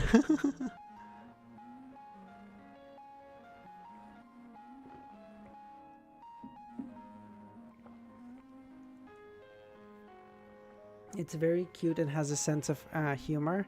We like Erides because he asks people very freaky questions. This time, there was only the choice of answering. Answering it wrongly or lying meant suffering a terrifying punishment. Soon the words appeared. If the man you like is covered in lumps, had his skin shed, reducing him to only flesh and blood, or became a monster, but is still able to communicate, would you still like him? Wait, a man?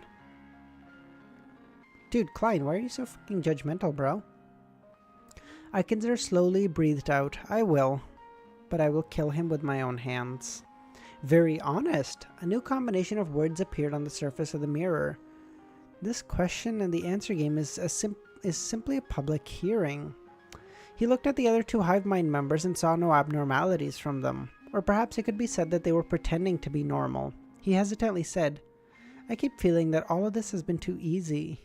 Perhaps that is not the real Jason Bedia. But Jason Bedia was directed at him. Eikenser was planning to put the mirror away. Klein thought for a few seconds and organized his thoughts. No, what I mean is that we have to abandon any ingrained judgments. What we're looking for is the Desire Apostle, not Jason Bedia. The 2 may not be the same. This is a point I have to mention as a detective. Very good. Erides is the embodiment of mirror, mirror on the wall. Yeah, no, fair. Maybe Klein eventually gets Erides, and that's why you guys like him so much, because, like, in my mind, it's just a sealed artifact. The only sealed artifact that I think is cool as shit is that fucking armor. I want to know what that's... I mean, obviously the quill, but I want to know what the fuck that fucking armor is about, man. On King's Avenue, a luxurious carriage left the kingdom's parliament. The carpeted carriage was furnished with a bed, a sofa, a table, and other furniture, like a mobile room. Duke Pellas Negan, who was dressed in a dark blue admiral uniform... What about Creeping Hunger? Creeping Hunger might be dope, but...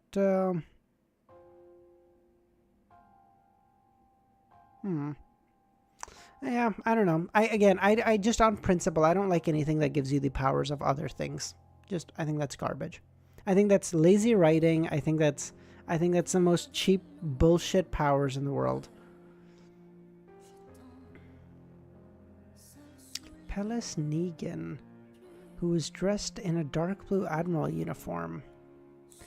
Is this the person that the rear admiral was trying to kill?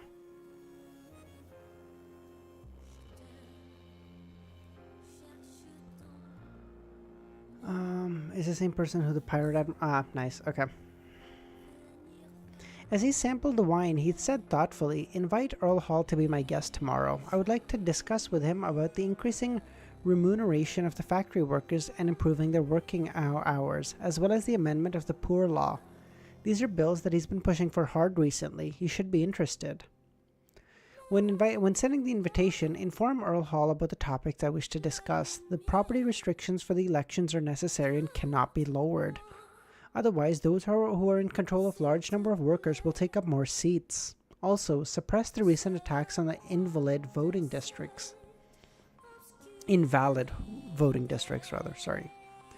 The secretary at the side quickly scribbled down Duke Negan's orders. The reason I'm doing all this is for the sake of the nobles. However, there are more and more useless fellows amongst us.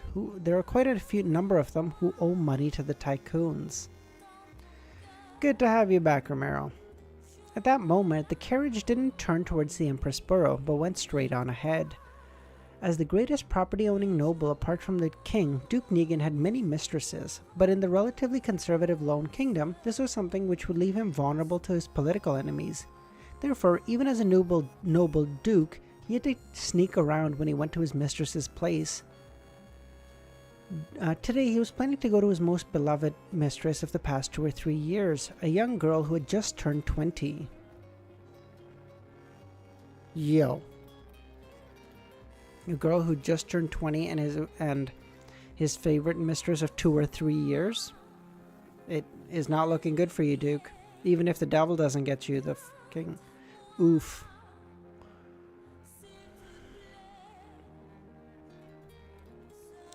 Duke Negan took out a bottle of medicine made from mummy powder and drank it.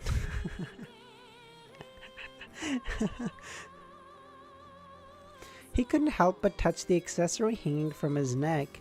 It was a dark blue thumb-sized conch. It was a mystical item that the Church of Storm had specifically provided after his last assassination attempt. As long as the Duke blew on it, the Holy Wind Cathedral's spellsinger of God would hear it and lock onto his position. In order to protect himself, Duke Negan even moved the residence of his mistresses to areas near the Holy Wind Cathedral. The carriages slowly moved until it reached an extremely luxurious building. At a glance, there was a glass greenhouse filled with bright red roses.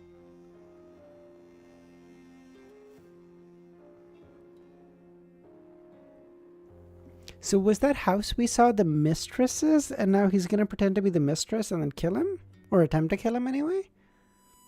He's not going to get away with two assassination attempts, right? This Duke is dying here. Oof. If he gets away from 2, that is some LeBron-like longevity. Okay, that's all I will say.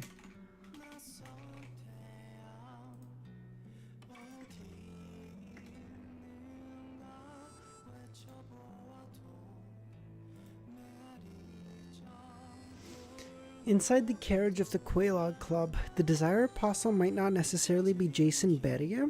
You think we've been misled? Eikenser didn't scoff, or show contempt or think lightly of what Klein had said. He instead began to seriously discuss the problem. Not bad. But it could also be due to him frequently using the magic mirror named Eridus. No matter how bad his temper, it would eventually be worn out. That's my personal opinion, derived from a cautious standpoint. It's very easy to prove it again. Ask the magic mirror about the Desire Apostle, not of Jason Beria. Makes sense. Eikenser said. His expression turned serious again, and his gaze landed on the magic mirror. Deacon Eikenser, if you were to ask for any clues here, the devil will definitely be able to detect it. That's right. Continue protecting Mr. Moriarty in secret. Even if the Desire Apostle attacks, the two of you should be able to last some time. Besides, there's military personnel nearby. Yes, Deacon, the members answered. Ikenzer left at once, heading for where the Nighthawks were, which was around Isengard. With the Spellsinger of God stirred, and the sealed artifact the Church of the Goddess out in force, if the Desire Apostle were to really do anything, it would definitely be this afternoon. Let's hope there's enough time and that the magic mirror will give him the correct answer. But this way, I still won't have a chance to get involved. And I won't have access to his suitcases full of money, gold bars, gold coins, and jewelry. However, his mood soon recovered. That's good too. At the very least, I won't have to take any risks and be able to get out safely. Dummy, we're not here to get out safely. Think, we're here to advance and we're here to get money. You think you do that by being safe? Get it together. Amateur. Furthermore, the machinery hive mind definitely won't treat me unfairly. If I were to succeed, my opinions and suggestions definitely would play an important role. Furthermore, as a believer of the god of steam and machinery, I'd likely get some of the spoils. Considering the premise of £50,000, shouldn't be too small. Clint couldn't help but feel a bit regretful as he thought, dude, fuck that, just like take a suitcase. Just take it. And just run away and then hide it above the grey fog and then be like, I can do it. Find it. I don't know, where would I put it? Find it, you know? I can do it. Fuck the spoils. Ugh. No shot, okay? Clint couldn't help but feel a bit regretful, but he wouldn't risk himself by getting involved. A magician never performs unprepared, so get prepared, motherfucker. What do you think this is? It happened too quickly, without giving me any time to plan. Klein nodded at the hive mind members, got out of the carriage and returned to the club, where he had no trouble getting the attendant to allocate him a break room. Helstonborough, in Isengard's living room. Leonard Mitchell combed some of his slightly unruly black hair in accordance with Captain Soest's instructions and with the help of the other Nighthawks. He barely managed to put on the silver armor, which was stained with large amounts of blood. He pulled down his visor and hid his green eyes in the darkness. He then extended his left hand, which was covered by the silver metal gauntlet, and held the magic mirror Ikenzer handed him. Within the Church of the God of Steam and Machinery, the code name of the silver mirror was 2111. Okay. Last time I spoke to Easy, he said he was keeping a list of all the artifacts. I haven't done that. I'll start now. I already missed quite a few. So off the top of my head, 008, Quill. What the fuck was the other one? We were just talking about it. Creeping Hunger.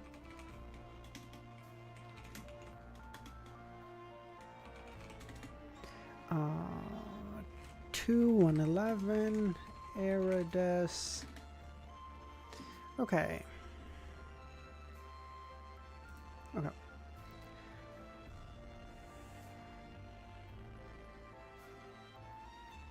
It's only a Seal 2 artifact, Soest asked. Yes, it's not that dangerous. As he said that, he suddenly sounded like he was gritting his teeth. That is to say that its other aspects have reached the standard of a grade 1 sealed artifact, Soest asked and thought. Only in certain aspects. He refused to divulge any more information. Leonard used his right hand to gently stroke the surface of the mirror and asked, Honorable Erides, my question is, where's the current location of the Desire Apostle who attacked Isengard Stanton? The entire house turned dark as though a dark cloud had passed by. The surface of the silver mirror glowed with an aqueous light and a blurry image quickly formed. It was a luxurious villa with a large garden in the front of the house. In the center of the garden there was a glass greenhouse and bright red roses inside. Above the glass greenhouse, a pale sun could be seen behind the thin fog. It's in Backland. Isengard immediately derived the location based on the angle of the view and the position in the sun. This is different than the answer when we asked about Jason Beria. We've been tricked. How crafty, Soul Assurer Soest explained. Then who is Jason Beria that the Spellsinger of God is chasing? There's no time. We have to narrow down the general location presented, then we'll immediately take action. I suspect that the Desire Apostle is planning to cause a huge accident. At this point, the silver mirror known as Eridas dissipated the scene, replacing it with words. It required Leonard Mitchell to answer a question. If he refused or lied, he would be severely punished. For some baffling reason, Leonard felt a little nervous. He put away his frivolous attitude and quietly waited. A few seconds later, he saw the blood-red words change. On your body, there is something attached. Oh, he's so cooked. Halfway through the question, Leonard's pupils rapidly contracted, his back tensed up, and a cold sweat broke out on his forehead. If it wasn't for him being concealed by the blood-stained silver armor, the others would have already noticed his abnormality. Right at this moment, his left palm inexplicably trembled. The silver mirror suddenly trembled, and the scarlet words were strangely tainted with a tint of green. If one didn't keep staring at the mirror with rapt attention, it would be difficult for others to discover the color of the mirror had suddenly changed. The words continued warping, changing the question to, on your body, is there a scar which you cannot tell others? Yes, the scar that resides in my memory, Leonard answered stably. This mirror is too dangerous. It actually noticed it. Thankfully, the old man has recovered a bit after such a long time. Suez took out the pocket watch, pressed it to take a look, and said to Leonard, "There's still time. You'll be in charge of the rest of the operation." "Yes, Captain." Okay, so it's strong, but a high sequence beyonder, even in such a weakened state, was able to just force it to give him a better question.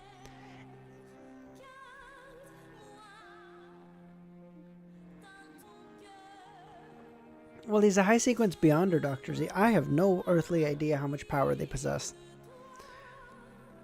But that is interesting. Okay. And it seems like the colors have something to do with it. Red seems like a horrible question, but like a green it asked was like a easy question. You know, it was like, oh, yeah, is there a scar you can't tell others about? Yeah, I don't like to tell others about this one. No problem. Easy question, right? But that red question was going to get fucking Leonard killed right there. Oh, well, yeah, I guess he could lie, but then he'd be struck by lightning or some shit. Dock area. Talking to Klein, it was silver white. Exactly. Silver white makes me think of like the palace. I don't know why, but it does. Patrick Jason Beria entered a cabin which he had reserved in advance. He looked out the window and observed the sky filled with fog as he silently counted the time. After a while, he quickly took off his hat and clothes. Then, with a tug of his hand, he pulled off the layer of the outside of human skin.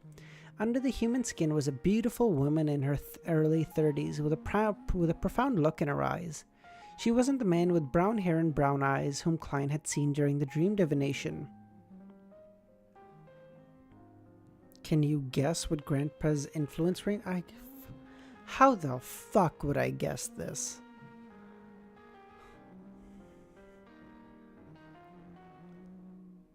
The woman took out some clothes and put them on methodically, quickly becoming an absolutely charming woman.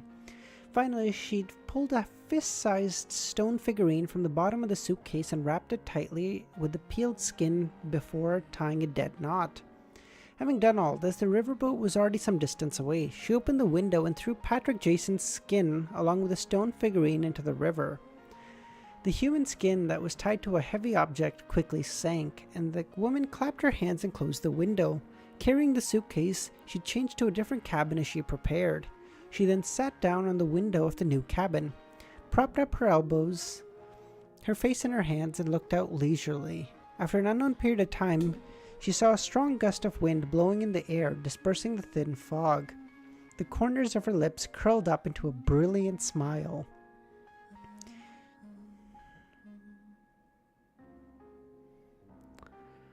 The Spellsinger of God might just kill her out of fucking anger.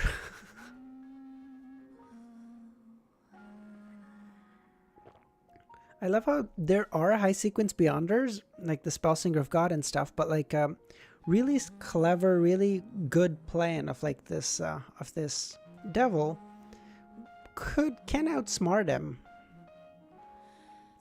In a luxurious villa not far from the Holy Wind Cathedral, the bloated, blue-eyed Palace Negan bear-hugged his approaching mistress, a beautiful young woman with a bit of innocence on her face.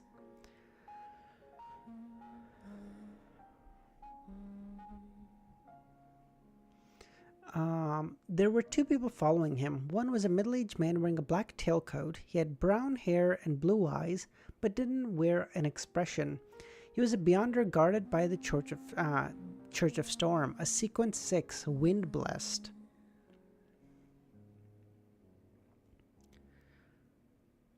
The other person was Duke Negan's secretary. He was a thin blonde man with delicate features, looking refined and reserved. His biggest flaw was his receding hairline. Oh, he can't just say he has a receding hairline. No. His biggest flaw. As for the other guards or security personnel, they were spread out. On the second floor, the Windblast entered the bedroom before Duke Negan to do a quick inspection. Meanwhile, Duke Negan's secretary was in charge of searching the surrounding rooms. After confirming there were no problems, they nodded at Duke Negan, indicating he could continue. Okay, I'm not reading all that. Okay.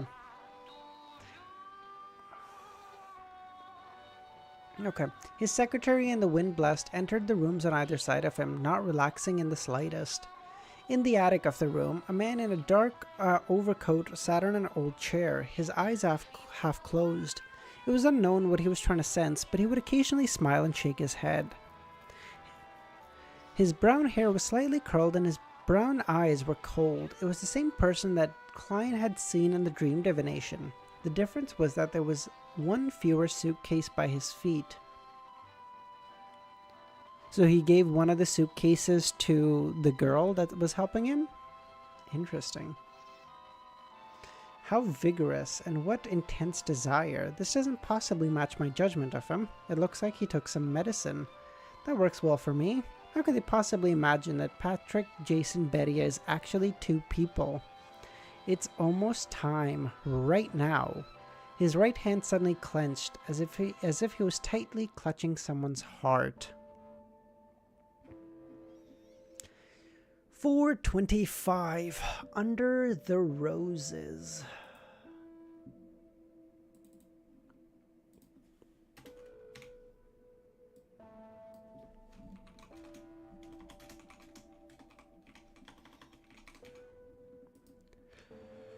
Okay, we're gonna do this one, and then we'll take like a 5-minute break, because we still have 5 more chapters after this. Oh, good lord.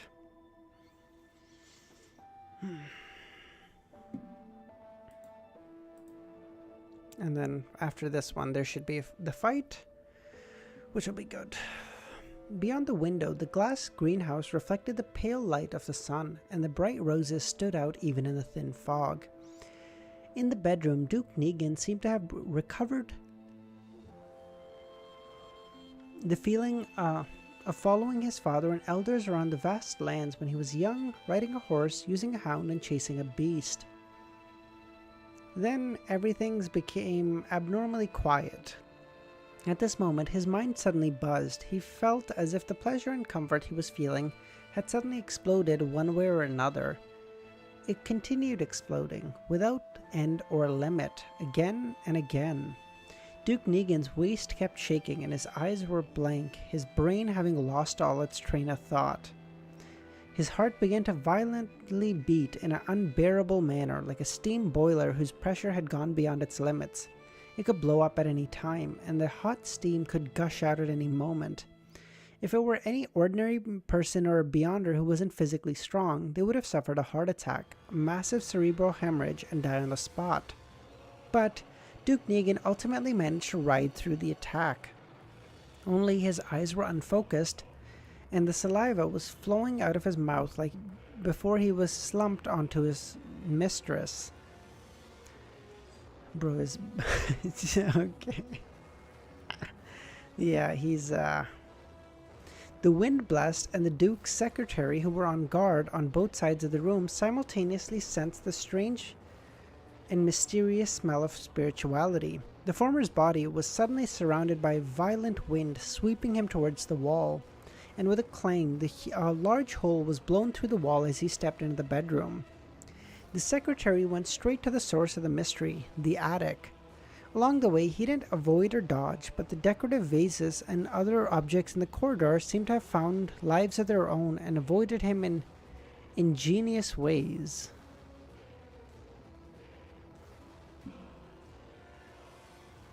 As he ran up the stairs, the wooden floorboard seemed to rise, as if to give him a hand.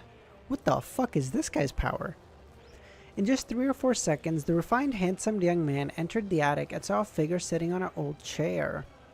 The figure was covered in a thick black liquid, and just like the gathering of all the ugly desires and intense feelings in the depths of the human heart, it was the greed of willing to sell and hang oneself by the ropes, and the hunger that wouldn't even spare one's own kind, and a lust without limits. This was a devil walking the earth.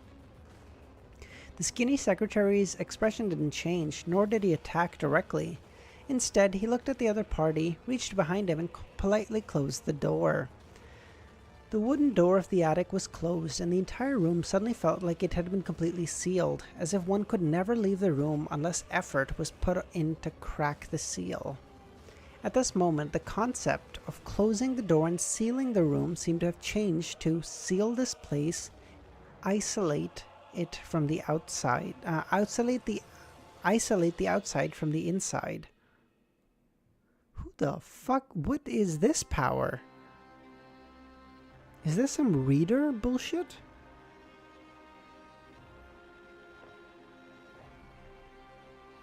Because there's only like a handful of pathways that at this point I have no earthly idea what they do.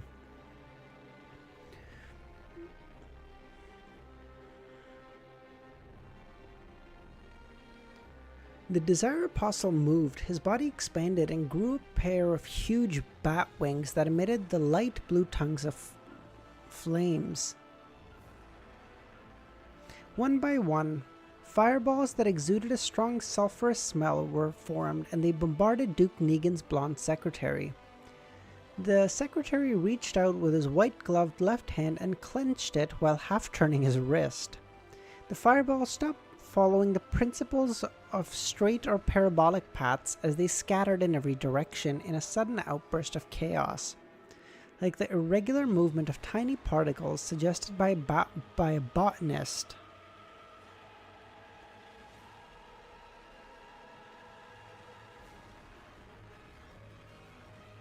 The fact that it says botanist makes me think planter, but that, I don't know, you know. Some of them hit the wall, some the ceiling, and some fell, besides the weak-looking secretary. Good lord. And some fell backwards, almost wounding the Desire Apostle himself. The entire attic was a mess, and the traces of destruction and char everywhere, and the house even shook a few. However, the mysterious power that was sealed in there, or the rules that had been tampered with, had yet been destroyed. The surrounding walls, the old wooden door, and the dusty roof appeared to be on the verge of collapsing, but it remained intact.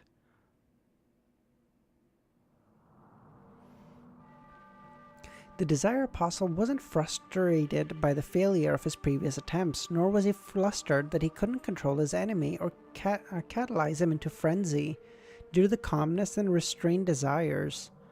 His coffee brown eyes suddenly lit up like lava as he took the form of the blonde secretary. He spat out a word in the devil language, one filled with foulness and filth. Almost at the same time, the pupils of the golden secretary's golden-rimmed glasses constricted. He opened his left fist and aimed it at the Desire Apostle with the palm of his hand. Suddenly, his figure split in two. One was refined and skinny like his actual self. The second was a shadow covered by the black liquid of desire.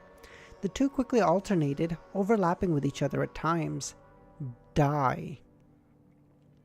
The words said in the language of foulness echoed in the attic as the secretary let out a low grunt and took 2 steps back. Following that, the split silhouette dissipated and the large swaths of rusted red marks appeared on his face, as though he had turned into a man of iron that had been left in a humid area for years.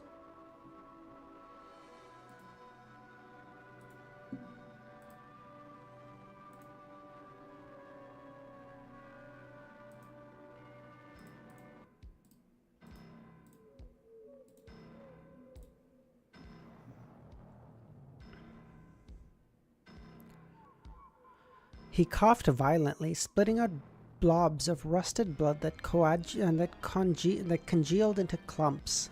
The marks of his body began to slowly peel off. The Desire Apostle was also coughing out blood that had clumps and rusted and turned to rust. The viscous black liquid covering his entire body suddenly became much thinner. The language of foulness seemed to have half of its effects transferred to him by Duke Negan's secretary. So he transferred half of the effects back to him. Interesting. In the bedroom, the Wind Blessed helped Duke Negan up and kicked the beautiful mistress to the other side in case she was an accomplice. The reason why he didn't help the secretary was because he knew that he had only one responsibility: to protect the Duke.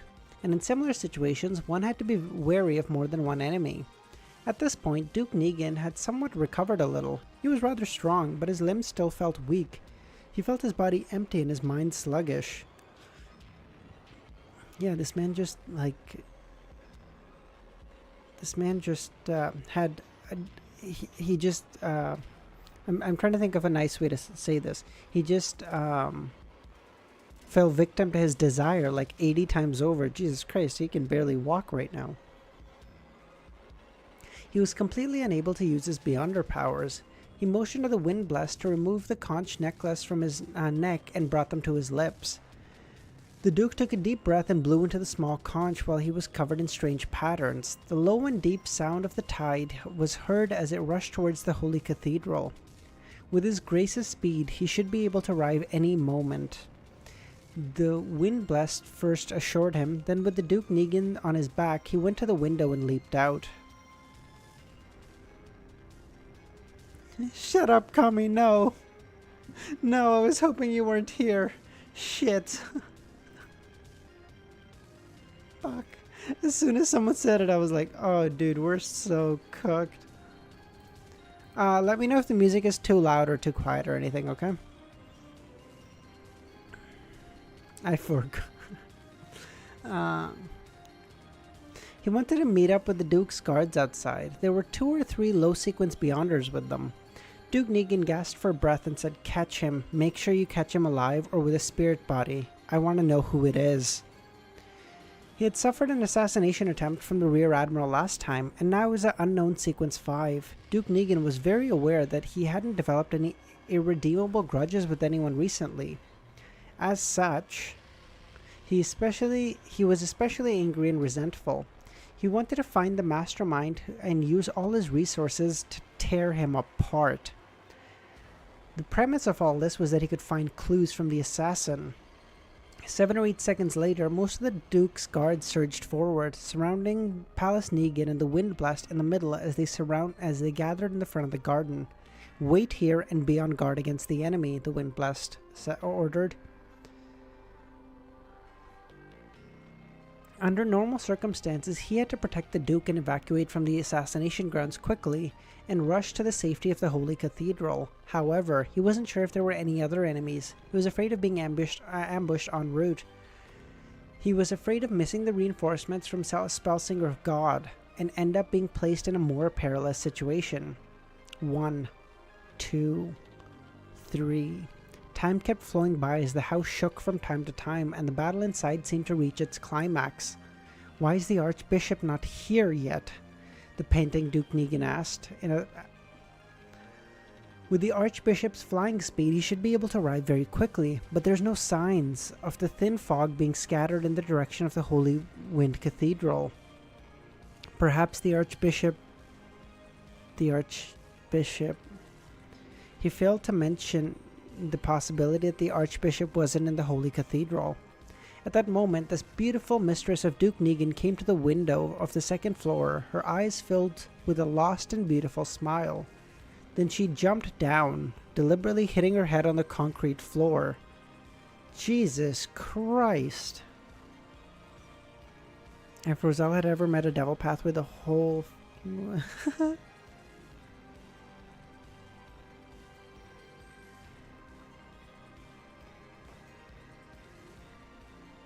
Romero, don't you know the protagonist is always late? After producing a jarring sound, there was quite a few cracks on her beautiful head, and blood began to flow out. She rolled a few times, weakly, until she was facing up. This girl jumped off head first. Her eyes had lost all focus, and her frozen expression was one of madness and fear. Seeing this, many members of the Duke Negan's guard couldn't help but feel horrified. Even Duke Negan himself felt that his emotions were on the verge of collapse. Let's go. Let's get out of here, he called on instinct. Just as the Windblast was rejoicing over not being soft-hearted when kicking the mistress away, otherwise the Duke would have been killed on the spot. He heard a command filled with horror, and his heart skipped a beat. I know. No. I know Romero, obviously. But, you know, that guy is basically the fucking... for anyone in Backland who's a believer in the... in that god, in the God of Storm, he is the fucking protagonist, bro. He's the spell singer of God. That is such a hard name. You think you get that shit being just a nobody? That guy is the main character as far as anyone here is concerned. Inside the attic, the Desire Apostle, who was in the middle of a fierce battle, suddenly liquefied and turned into countless black shadows, jumping up and down on the ground. After dodging the blonde secretary's attacks, he rematerialized in another direction. Then he looked at the enemy, raised his hand, and slightly curled the corners of his lips. No. The blonde secretary's eyes reddened. All of a sudden, the Desire Apostle clenched his fist. Outside the luxurious house, Duke Negan's horror erupted, and it shot straight to his brain and into his veins, blanketing all of his nerves. He heard the sound of something shattering and felt a warm sensation at the back of his head. At the same time, several members of Duke Negan's guards became flustered and panicked, and they all raised their custom revolvers in their hands and started randomly shooting towards the center.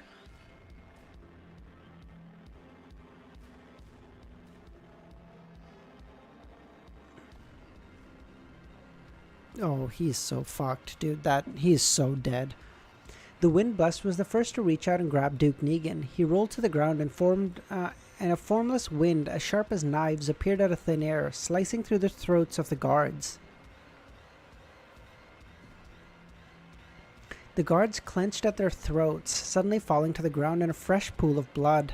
Duke Negan's body twitched a few times and stopped moving. He was robbed of his life by his own horror. If he hadn't been a Sequence 6, then his horror might have even dismembered him. Of course, if he wasn't extremely weak, then he wouldn't have possessed such intense emotion. And even if he had these emotions, then he wouldn't have directly died as a result of them. But if there were no ifs in the world, Palace Negan, the leader of the Conservative Party, the noble with the largest land apart from the king, the elder brother of the current Prime Minister, a Sequence 6, and a truly important figure, was dead. Oh, I told you, there's no way he was surviving 2. You can maybe get... He is no Fidel Castro, okay? In the attic, the blonde secretary seemed to sense something and could no longer control his emotions. As a result, his mind went blank, and he anxiously ran outside, automatically opening the door to the sealed room. 2 seconds later, he snapped to his senses and turned around, but the figure covered in the black liquid was already gone. Along with the suitcases in the corner. Bro, is not Rasputin? No, Rasputin is also up there. I still think Rasputin is behind Fidel Castro, but that shit is But they're definitely up there. The Desire Plaza quickly left the villa, evacuating from the scene based on a predetermined route. It was at this moment that a thick sea of blood seemed to appear before his eyes. 426, 142.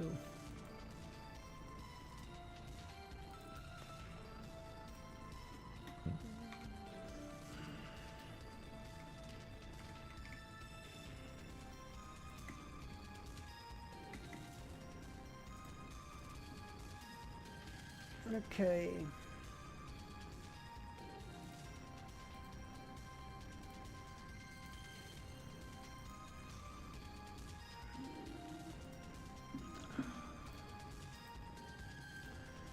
All right. If you won't need to grab any drinks or anything, feel free to do that now. Actually, you know what? F this. I'm gonna go grab a drink too, and then we will come back and we will read the last 5 chapters. Jesus. Oh, we'll say like 5 minutes. Might be a little bit longer, but something approximating that.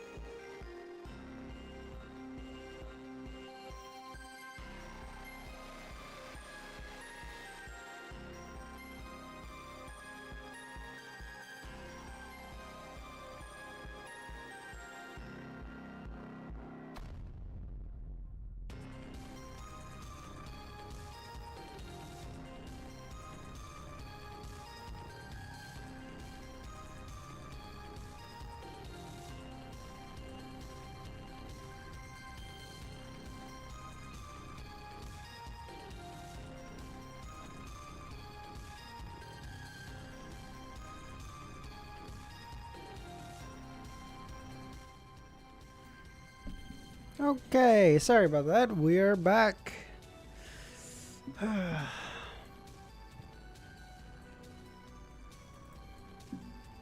Oh, bye DSV.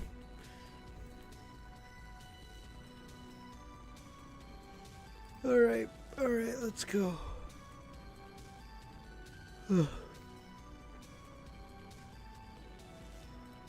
Okay. The Desire Apostle, who had once worn Patrick Jason's skin, stopped in his tracks and looked around in bewilderment. Only now did he vaguely realize that danger was approaching. He was at the edge of the garden where the grass had withered due to winter and was revealing dark brown soil. On the right side of the street, there weren't many pedestrians on the weekday afternoon. At this moment, there were only a few people passing by, but they didn't notice anything out of the ordinary. Suddenly, a silver glint appeared in the eye of the Desire Apostle, and a person decked out in full body armor appeared on the side of from the other side of the garden. The armor was stained with congealed blood, diagonally from its left shoulder all the way down. It exuded a bewitching beauty and appeared to be extremely heavy. Every step it took slightly shook the ground. Upon seeing this blood-stained silver armor, the Desire Apostle felt as if he couldn't breathe properly, and as if he had met his most terrifying nemesis. How are they here so quickly? They saw through my ruse? The Desire Apostle regained his calm and cold-bloodedness, fully focusing on sensing the desires and emotions of the Beyonder inside this armor. But to his despair, the silver armor completely blocked out his Beyonder powers. It was as if he had touched a rock, a piece of cold armor which had no one inside. The Desire Apostle had no choice but to raise his right hand, spread out his giant bat wings, and bringing with it some blue flames that rapidly condensed. Dude, this seems like, this reminds me of the bro pulled up with the armor with 100k kill count. He's like, yeah, what's up, motherfucker, what's up?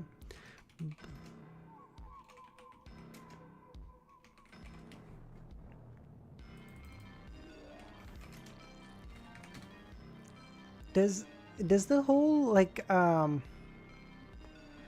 hey, keep blue flames and stuff remind anyone else of Blue Exorcist? Just me?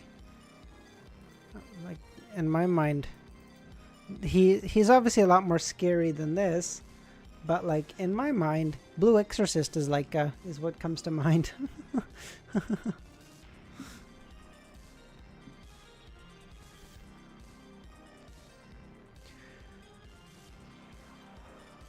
At that moment, a silver light flashed from his right palm, and his thumb fell to the ground.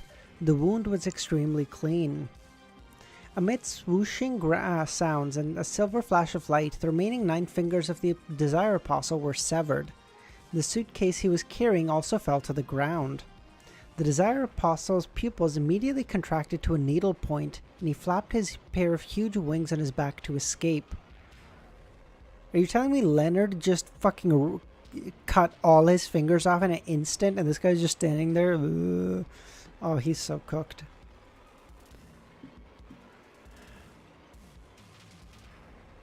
My only guess is like the shadow under his feet shrank without anyone realizing it, hiding it at one spot. The nemesis of the devils? Oh, well then it's the demon hunter one, right? Which one is that? The Beyonder warrior. Controlled by the Church of God of Combat and the Land Forbidden by the Gods. Interesting. Okay, thank you.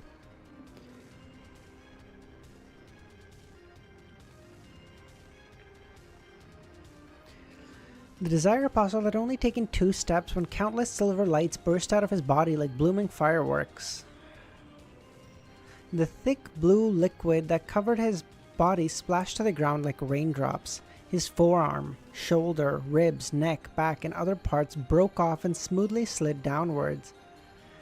The pale, blood-stained intestines of the Desire Apostle slashed to the ground, along with his squirming stomach and his beating heart, which had yet to cease. The place where he stood was where the blood was the thickest. The further he went, the more splattered it looked, and when put together, they formed a beautiful flower of death. A Sequence 5 expert, a Desire Apostle who had just completed an impossible assassination, was dismembered without any resistance. This was a sealed Grade 1 artifact. This was the sealed artifact that had caused over 100,000 people to die. Sealed artifact 142. 142 armor.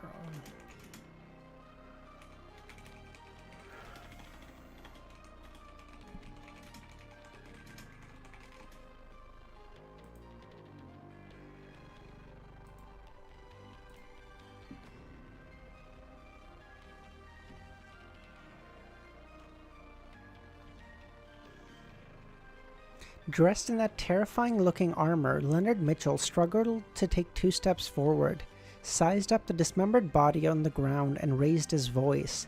He's not completely dead yet. Different devils have different characteristics. This Desire Apostle is a shadow shifter. He's just abandoned his own body, only leaving a shadow behind. You understand why the Nighthawks You understand why the Nighthawks didn't even let people write descriptions about some of them? Yeah, like, again, Sequence Zeros, I get why you don't want anything about them. Like, my guess is that the Sequence 008, the Quill, someone somehow managed to kill the son of the Dragon King, the Nightmare or whatever, and then that 008 is from him. Or I don't know if that's even how sealed artifacts work. Because what they described of the Nightmare is like exactly what I imagine the Quill is capable of doing. While Solasure Soest instructed a number of Nighthawks and members of the Hive Mind to keep ordinary people at bay, he surveyed the scene and listened to Leonard. He took out his pocket watch and opened it. There's only 10 minutes left. Is it enough? Don't force it. No problem. 142 locked onto him. I can sense its excitement. So West spread his red gloved fingers and said to the other Nighthawks, "Bring hot water with you and follow Leonard closely. Once there are any problems, switch with him immediately and dig a hot bathtub on the spot. Also, leave marks. The other members and I will catch up quickly." The blood-stained silver armor began running in its pursuit. Despite looking heavy, it was incredibly fast. So West watched as the other red gloves left before turning to Eikenzer. "Deacon Bernard, take the rest of the Hive Mind to that house. Watch the Duke's guards and anyone else that's alive." "Watch?" So West nodded. How can the Desire Apostle be able to determine that the Duke would be coming to this house today, to the point of precisely pinpointing the time, and then perfectly luring the Spellsinger of God away? Are you saying that a member of the Duke's guards or someone trusted by him is a partner of the Desire Apostle? Otherwise, there'd be no way that his timing could be that perfect. This so-called operation wouldn't have any chance of success otherwise. It can only be said that this is a probable cause. We can't eliminate the assumption that the Desire Apostle has a powerful clairvoyant. With a calm face, he led the rest of the Hive Mind back to the house of Duke Negan's mistress. He looked up at the pale sun behind the thin fog and knew the situation in the whole of Backland and even the whole of Lone Kingdom and the world would change because of what happened today. In the darkness of the sewers, a shadow was quickly advancing rapidly in a particular direction while clinging to the bottom of the stone wall. He wanted to take advantage of the fact that the blood-stained armor was tall and heavy, making it inconvenient for him to move around in certain narrow areas of the sewers, thus allowing him to shake off his tail. Every time the shadow moved a certain distance, it would stop and freeze in place. His pitch-black surface continued to swell and solidify as if trying to produce new flesh and blood, but failing due to the lack of materials. The Desire Apostle let out a painful gasp, feeling that he could lose control at any moment. After a short breather, he continued to run for his life, unable to afford the time to decrease the threat of the problem he faced. He He was also afraid that the terrifying blood-stained armor would catch up. Is Klein gonna kill another person in the sewers? At the Quelaag Club, Klein, and I feel like this has a lot of parallels with Lanavis. So maybe, because Lanavis achieved his purpose, was running away, hid in the sewers, and then Klein came out and thought he was gonna be okay, and then Klein caught up out of nowhere. So it's possible, but I mean, Leonard could have his own. He can have his win. I don't mind. He was afraid that the Desire Apostle would flee in advance, leaving potential danger for himself, Isengard, Kazlana, and the other detectives. Therefore, he planned on heading above the Grey Fog to confirm the Desire Apostle's current situation and adopt a targeted strategy. After repeating the previous process of replacing himself, he sat in the fold of the chair, conjuring the handkerchief and divining his current location. Klein saw the dark sewers, he saw a living shadow, and saw his body seemingly appearing to fill itself with flesh and blood, only to constantly fail. The scene climbed higher and arrived above ground, revealing a cathedral. The Holy Wind Cathedral. He hasn't been caught yet, but he seems to be heavily injured. His condition is in terrible shape and filled with abnormalities. His suitcase is gone too. It must have been dropped when he was injured. Similarly, Klein came up, using a divination, he recalled the map of Backland and made it appear before his eyes. Similarly, he came up with a rough layout of the Backland sewers.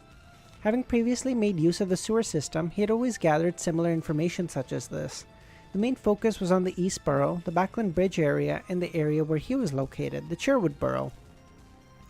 But after some hard work, he had completed the first stage of his plan, understanding the main layout of the sewer network. When the time came, Klein even thought of infiltrating Backland's municipality hall and directly sneak a peek at the design prints. According to the two maps at the scene in the dream, Klein noticed that the Desire Apostle hadn't fled in the direction of the Tussock River, instead taking the opposite route to the Hillston Borough, and if he wanted to pass through and enter the artificial lake in Empress Borough. As if he had wanted to enter the artificial lake in the Empress Borough. In other words, he's getting closer and closer to me. Although I'm not sure which sewer he'll pass through, I can make a judgment with divination. He's heavily injured and in a very strange state. His interference in this aspect has turned extremely weak. At close distances, it's not like I can't find him. After all, I've seen what he looks like and have a grasp of his aura. I'm a professional. I can't just let him escape. After confirming the degree of danger, Klein made up his mind and returned to the real world. Alright, we're getting another sewer fight. He took out the candle, quickly set up the ritual and summoned himself. Not long after, there was a figure in black armor wearing a black crown and a cloak of the same color in the bathroom. It was Klein in a spirit state carrying the Black Emperor card. He also included mystical items such as the sun brooch, the biological poison bottle, so as to ensure success.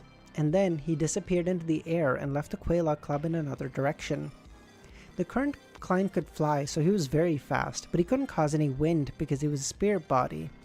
He scraped past a tree and took away a dead branch. Having seen Jason Bedia's actual appearance before, together with his own memory and handkerchief as a medium, Klein combined with the layout of the map and the dowsing rod divination, quickly determined the sewer rod that Jason had passed. So he was using the dead branch as a dowsing rod, basically? After entering the pitch-black and fetid area, Klein used his maximum speed to pass through the large number of narrow areas and entered a relatively spacious area. The dark river flowed and a mixed smell filled with the air. He would occasionally change directions and chase after Jason. The Desire Apostle nearly lost control again. He stopped himself, pressed himself against the damp wall and cold pipes, trying hard to rein in his bloodlust and his desire to kill. The thin shadow started to move. At this moment, he suddenly turned his head to look at the spot he had passed. The pitch-black armor and black crown entered his eyes, outlining an extremely imposing figure. Behind the figure, the weightless cloak lifted as he moved forward.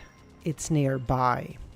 A body of silver heavy armor stained in blood went through the entrance and climbed down to the sewers. So my guess is after Klein kills him, Leonard's gonna see him, but he won't be able to recognize him, and Klein probably won't be able to recognize him in the armor. Interesting. Oh wow, that is extremely hot. Fuck, I can't drink this.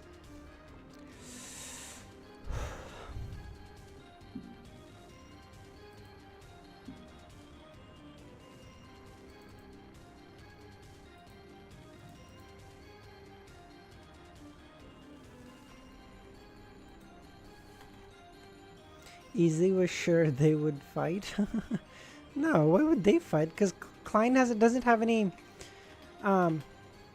I doubt Leonard can fight someone in the spirit state, and Klein would have no reason to fight with who I guess he would just assume is the.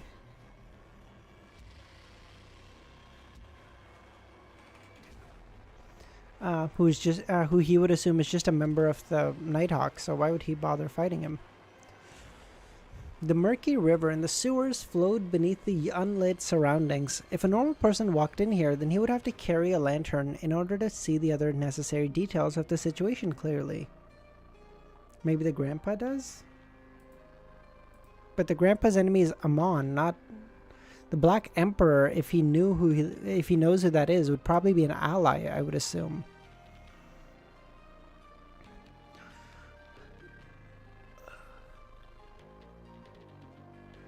Oh god. The murky river in the sewers flowed on beneath the unlit surroundings. If a normal person walked in here, then he would have to carry a lantern to see the necessary details.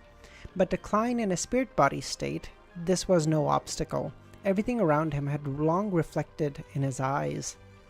Therefore, when the Desire Apostle discovered him, he also discovered the Desire Apostle. He didn't speak nor hesitate. He opened his mouth and let out a soul and soundless screech. That was an attack directly intended to damage the soul. The Desire Apostle stopped moving, as if someone had delivered a heavy blow to him.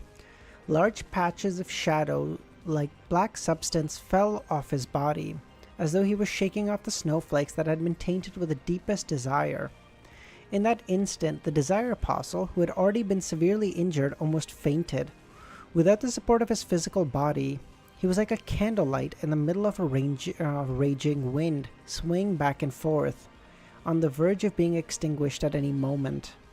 However, his shadow suddenly dispersed, turning into a pitch-black liquid that flowed in all directions, making it impossible to know which shadow to pursue. At that moment, a shadow suddenly jumped out of the darkness behind Klein, and suddenly rushed forward.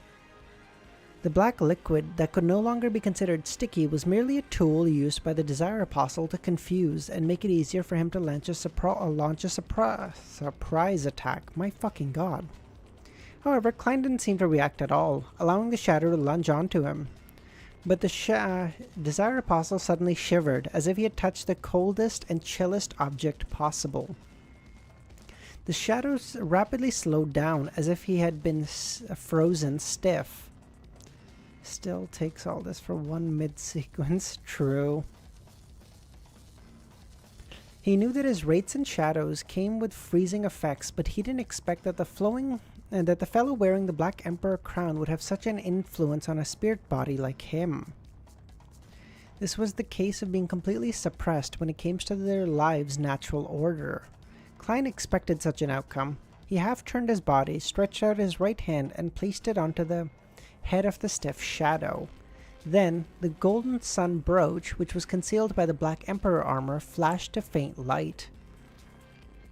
But the money's not with him. True. This is all for nothing. He's just doing this for free. Ugh. The Desire Apostle sensed the danger and could perceive his imminent doom. He tried to resist, but was temporarily powerless. A ray of pure holy light appeared out of nowhere and landed on the shadow's head, enveloping his body. At this point, this is just slave labor. He's just doing this for free. Well, I guess if you can get a sequence 5 characteristic, that'd actually be pretty worthwhile. The surroundings were suddenly illuminated as the black shadow struggled with all its might, but didn't stop evaporating. In the blink of an eye, it had suddenly become abnormally thin, and its spirituality was filled with the radiance of the sun blazing and cries of indignation. Klein didn't give him a chance to catch his breath, and summoned another pure, bright, holy light. The feeling of daylight lasted for 2 seconds before the Desire Apostle fell to the ground, losing all signs of life. His body remained in a shadow state, as though he had no density. As though it had no density. The Sequence 5 expert who had just assassinated a duke died just like that. He didn't even have the time to pass on his last words.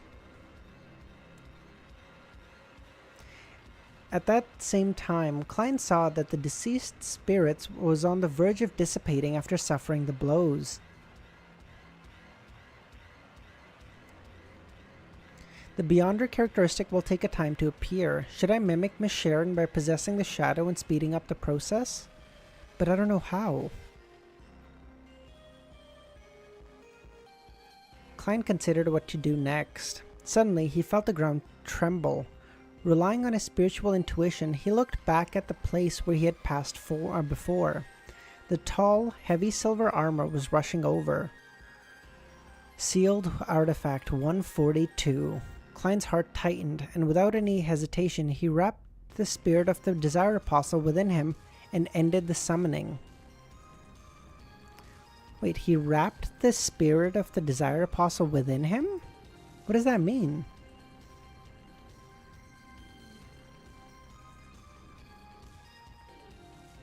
His original plan was that as long as the official Beyonders arrived, he would return immediately, even if he didn't manage to finish off the Desire Apostle, handing over the rest to them.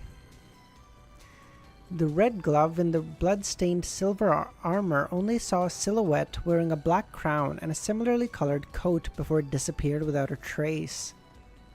He narrowed his eyes, carefully examining the spot where the man had just been, and found the Desire Apostle who had lost all life. Clearing clues and destroying evidence, he said in a low voice. The red gloves who were behind him arrived, one after another. Oh, so no spirit would be there for them to channel. Oh, I see. After returning above the grey fog, Klein was in no hurry to channel the spirit. Instead, he directly left the mysterious space and returned to the body in the real world. He skillfully packed up his ritual items, and the last traces were removed. After doing all this, he once again created a double, took 4 steps counterclockwise, and arrived above the ancient arrived at the ancient palace above the grey fog. Why is he going up now? Here he could communicate directly with the remnant spirit, like a real spirit medium would do, without having to pray to anyone or use the help of a ritual. He had confirmed that when he communicated with the marionettist Rosigo spirit. Oh, he's gonna try to get the... Oh, he's gonna try to get the sequence of the devil pathway and the ingredients. Very good. Oh wait, do we already know all the sequences for the devil pathway? How much do we know?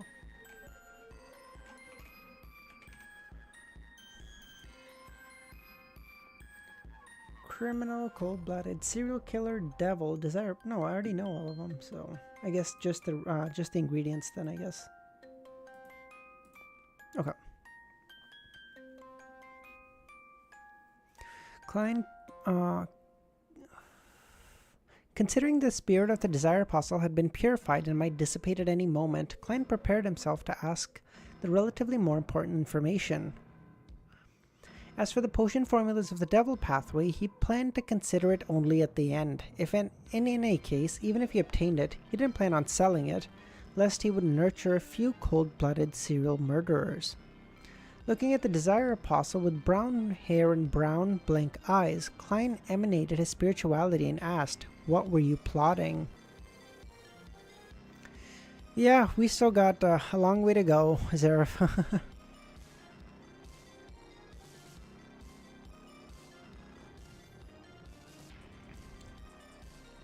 The Desire Apostle connection had completely been severed from the outside world and could only reply in a muddled voice. Assassinate Duke Negan. Did you succeed? Yes. Who instigated you to do so? An organization. The most secret and ancient organization. Most Beyonders don't know of its existence. Its members are said to have important figures in various fields, maybe the higher-ups of various churches and militaries of different nations. What kind of reward did they promise you? That you would be willing to give up your identity for more than 10 years. A card of blasphemy. The Abyss card. What the fuck? The plot chickens. What the fuck? A card of blasphemy. The Abyss card. One of Roselle's 22 card of blasphemy. This most likely corresponds to the Devil Pathway. It's no wonder that the Desire Apostle was willing to sacrifice everything for this.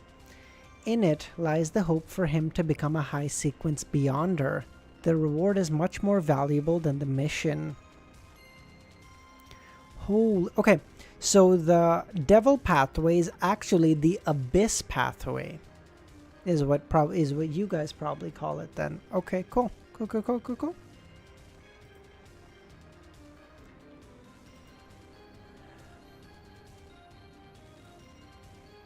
Wait, no, I already know this too. Fuck off. I already know this too. That's already in the notes. That's stupid. Alright. I mean, I will... So, sequence... 0. Abyss. Cool. Organizations... Okay, cool.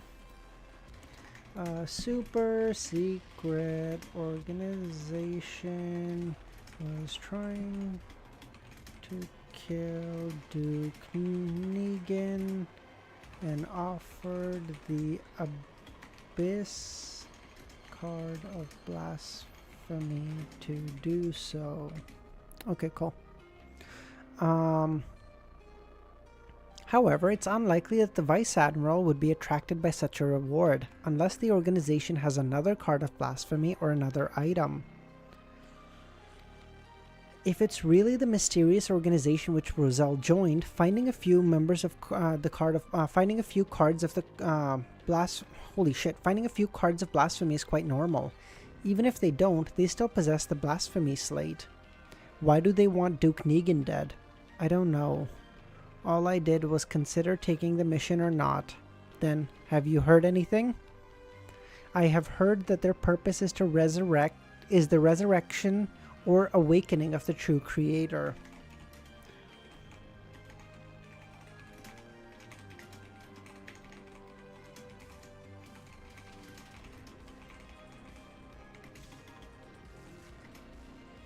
They interfere with the progress of history, making it fit their deeds in order to achieve their goal at a certain point in time.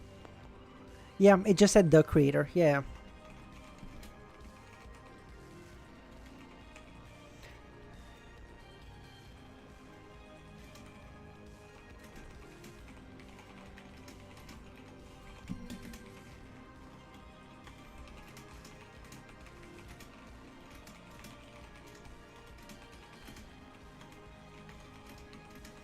Alright, thanks for popping by, Kami. If the trend of times aren't as they expect, then they will try their best to reverse it. Jesus Christ.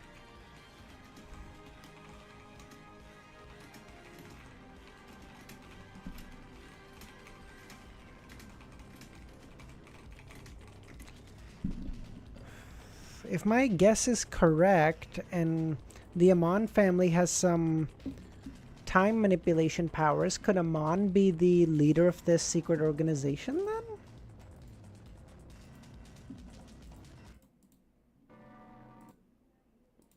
Cool. Close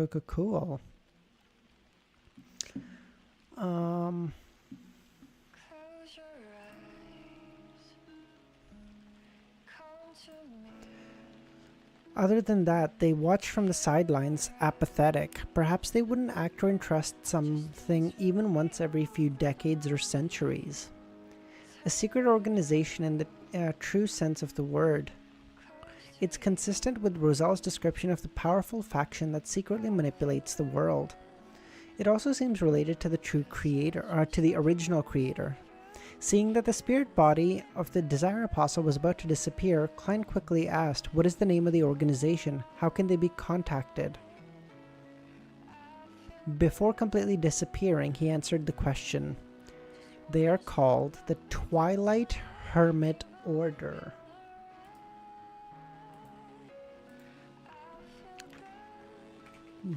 The Twilight Hermit Order. I will say, if Amon heads this order, they have a dog shit name. I mean, I don't care who heads it. It's a dog shit name either way, but on principle.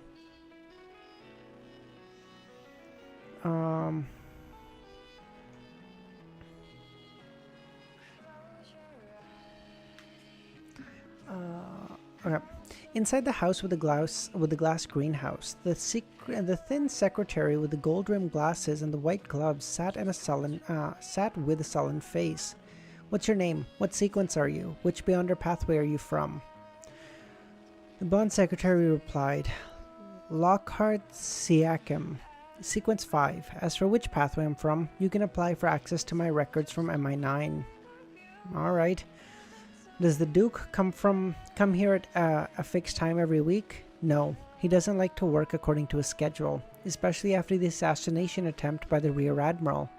Before today, no one would knew that we'd be here today, and I only heard about it this morning. If there's a spy among you, who do you think it is? Who do you suspect?" Lockhart thought for a few seconds, then shook his head.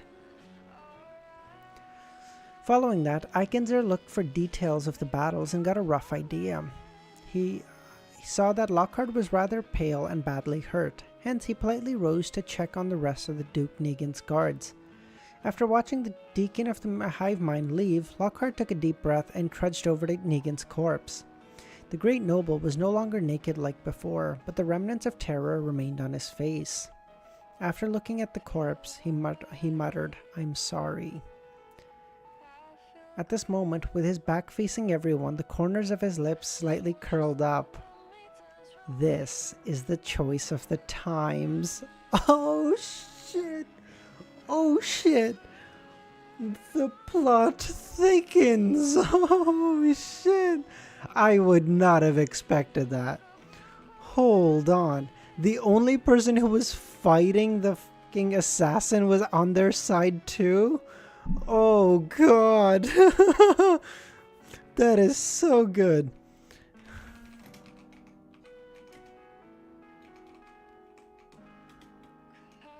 Terry, and member of MI9 is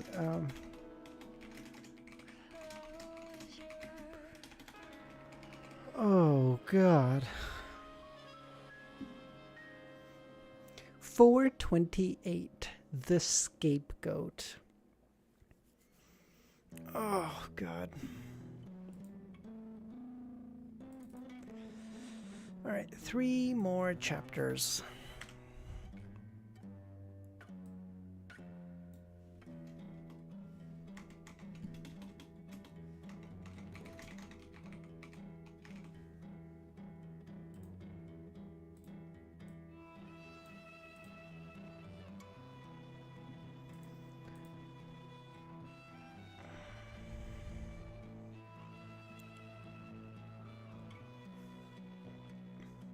Okay, I figured that the Duke was dead, or he was gonna die in that assassination attempt. I didn't figure he was that fucking dead. Jesus Christ. Westboro, 9 Hope Street, the Prime Minister's residence. Agised Negan stood behind a large table and looked at Earl Hall. "Lord Hall, my secretary should have briefed you on what happened. You're the first noble that I thought of at this moment." The important members of the Conservative Party, who was presently Prime Minister of the Cabinet, looked like he had aged considerably. His tall, thin figure leaned forward as if he was unable to bear the news. But his eyes were still sharp and his attitude calm. Earl Hall sighed. "I'm sorry to hear this piece of news. It shocked me greatly. I was thinking of visiting His Grace in a few days to discuss the bill we're all concerned about, but who would have known he would have been attacked?" Having lost the handsome appearance of his youth due to his deep smile lines and the fattening state of his body, he expressed his condolences, grief, and empathy, and said, "His Grace is already dead. Compared to crying and being angry, we need to be more calm and careful. Only by doing this can we handle the aftermath and prevent this heavy steam rain of the kingdom from derailing. This is also the reason why I came to you immediately. The other nobles will call upon their gods, trembling in fear and expressing how unacceptable this is. They want the murderer to be severely punished and the mastermind found. From their point of view, even the Duke, who is heavily protected, can be assassinated. So what about them? It's a perfectly natural reaction and understandable, but not the one we need." "Who was the murderer? What was the motive?" Earl Hall asked. "A devil who was disguised as a banker for more than a decade. A true devil. By the way, your Varvat bank just acquired his business." "Patrick Jason?" "He was the one who approved the acquisition of that bank. He's a Sequence 5, but he suddenly sold his business, abandoning an identity which he used for more than a decade, and took an extreme risk to kill my brother. From this, we can make a compelling guess that he was instigated by a person or some faction. Unfortunately, he was killed while escaping. It was done by the hero bandit Black Emperor. It involves a secret organization, and we aren't able to find out anything about it in a short period of time? Yes, that so-called hero bandit didn't leave any traces behind.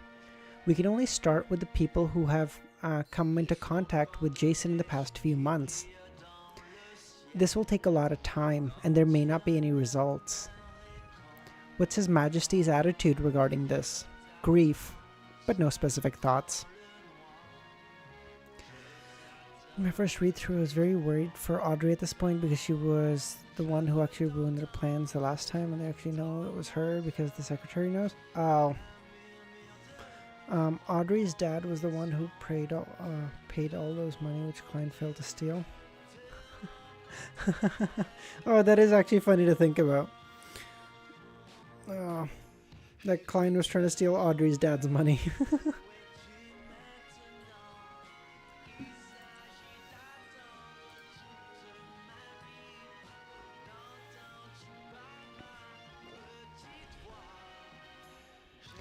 Earl Hall frowned and said after some thought, "In that case, the important thing isn't about who's the mastermind, but what goal they wish to achieve.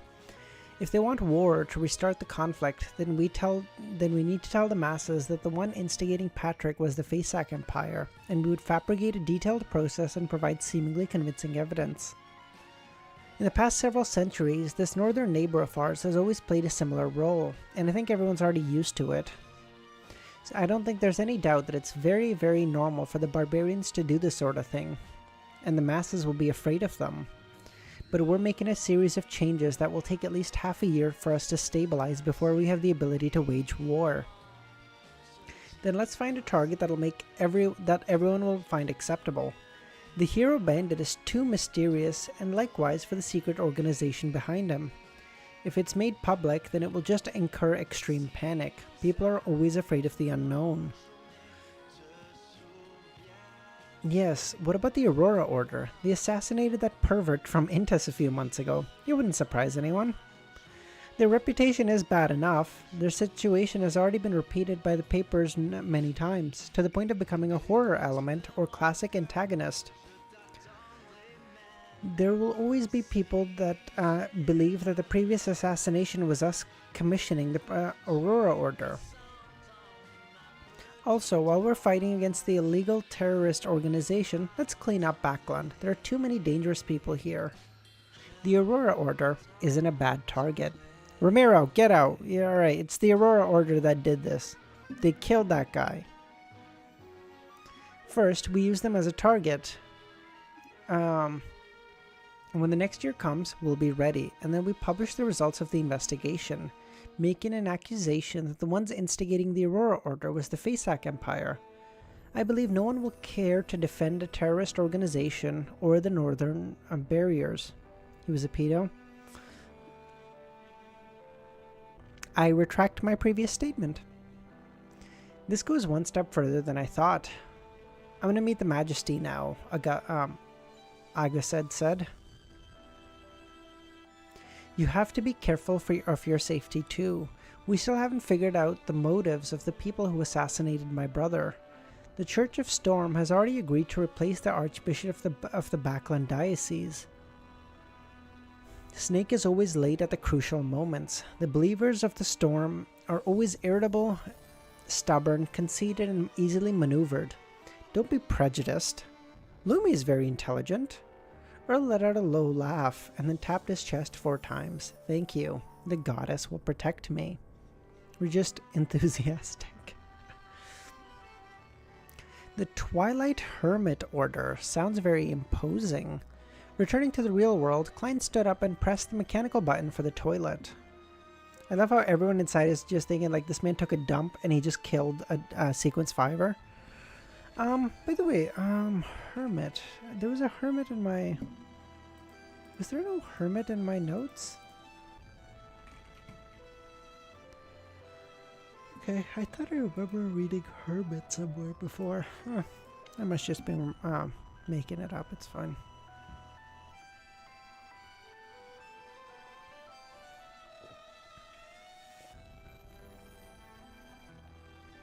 He walked out of the bathroom amidst the sound of the running water and thought about the information he received. He suspected that the Twilight Hermit Order was the ancient organization with the second blasphemy slate which Emperor Roselle had joined. Okay, I'm just going to toss that in my notes too, actually.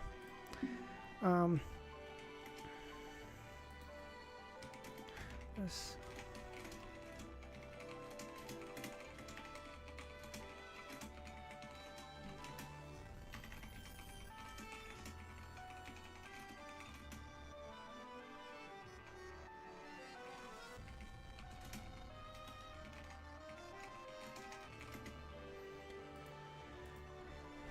Okay. To choose to have someone assassinate Duke Negan for the sake of the historical process sounds a little absurd, but it also seems to make sense. Their goal is to revive or awaken the original creator. Similar to the City of Silver, the Little Sun and company have never believed the creator is dead. They can only accept that he has abandoned the piece of land and have been trying to get a response from him.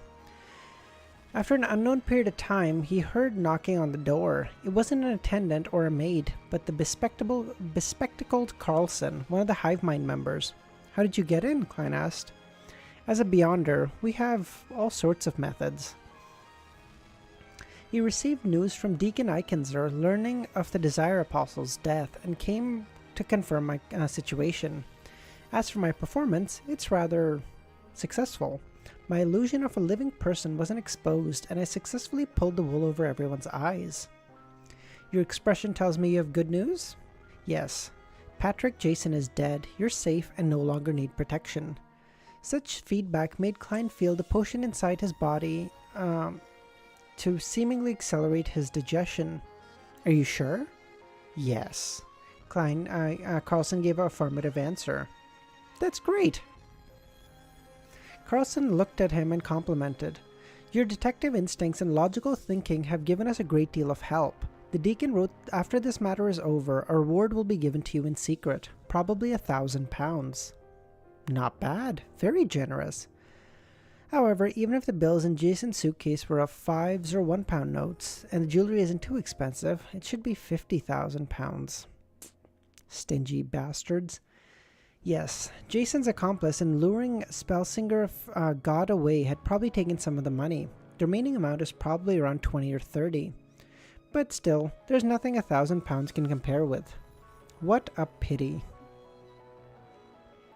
After the reward from the Hive Mind was even more proof of the success of his performance, it made him feel like he was only one step away from digesting his potion. This is exactly how I felt yesterday.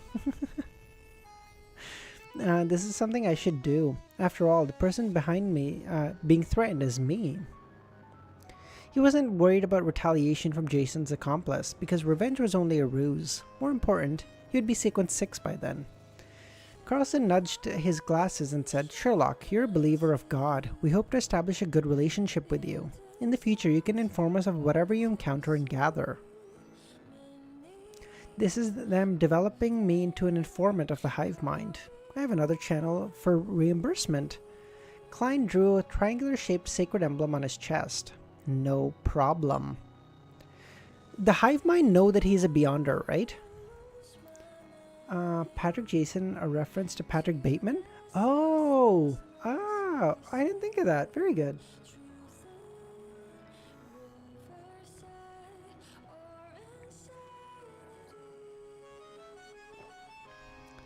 No longer being protected by the hive mind, Klein stayed at the Quelaag Club till dinner, and then took a carriage home.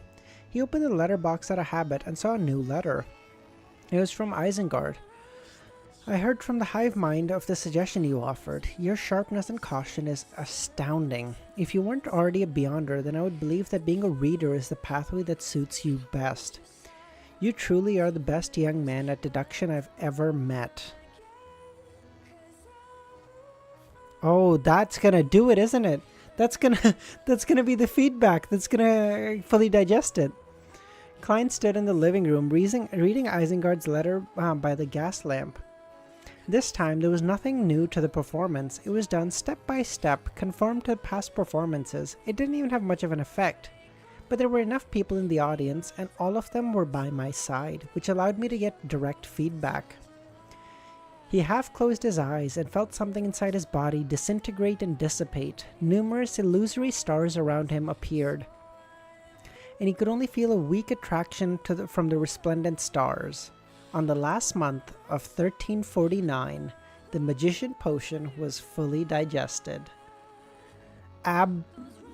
Absolute cinema. What the fuck? Oh, so good. Absolute fucking cinema. Oh, wait. So that means not today, but like probably tomorrow he'll get the Sequence 6 potion. Oh shit. Oh my god, he'll be Sequence 6 tomorrow. That's awesome.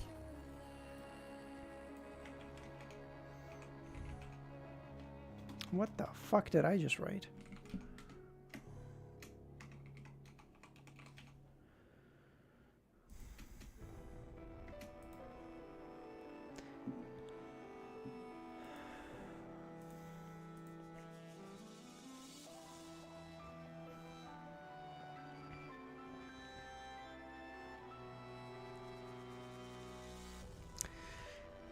The street lamp. Oh my god. He's also associated with Isengard, and they're developing Klein as an informant. He's also associated, and Isengard has clout. Based. Oh my god, it's coming. It's gonna be so soon. It's gonna be awesome. Okay. The street lamps at night illuminated the wet ground, which was sent splashing by the occasional horse carriage that passed by. Backland was located in the middle of the Lone Kingdom, only dozens of kilometers from the Sonia Sea, and it rained frequently all year round. The highest temperature in July was only 28 degrees Celsius, and the lowest was 2 degrees. The weather seldom had a chance of dropping to 0 or lower, but this didn't stop people from feeling the cold. Even the northerners of Fasak, who were used to living in ice and snow, couldn't bear the humidity. Klein stood behind the oriel window in the room and didn't have a fireplace lit. He looked at the tranquil scene outside and felt relaxed in his heart, body, and soul.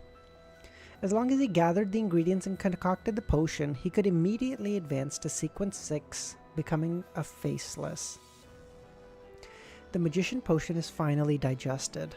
The desired apostle was personally finished off by me, and he failed to escape. The Aurora Order's search for the fool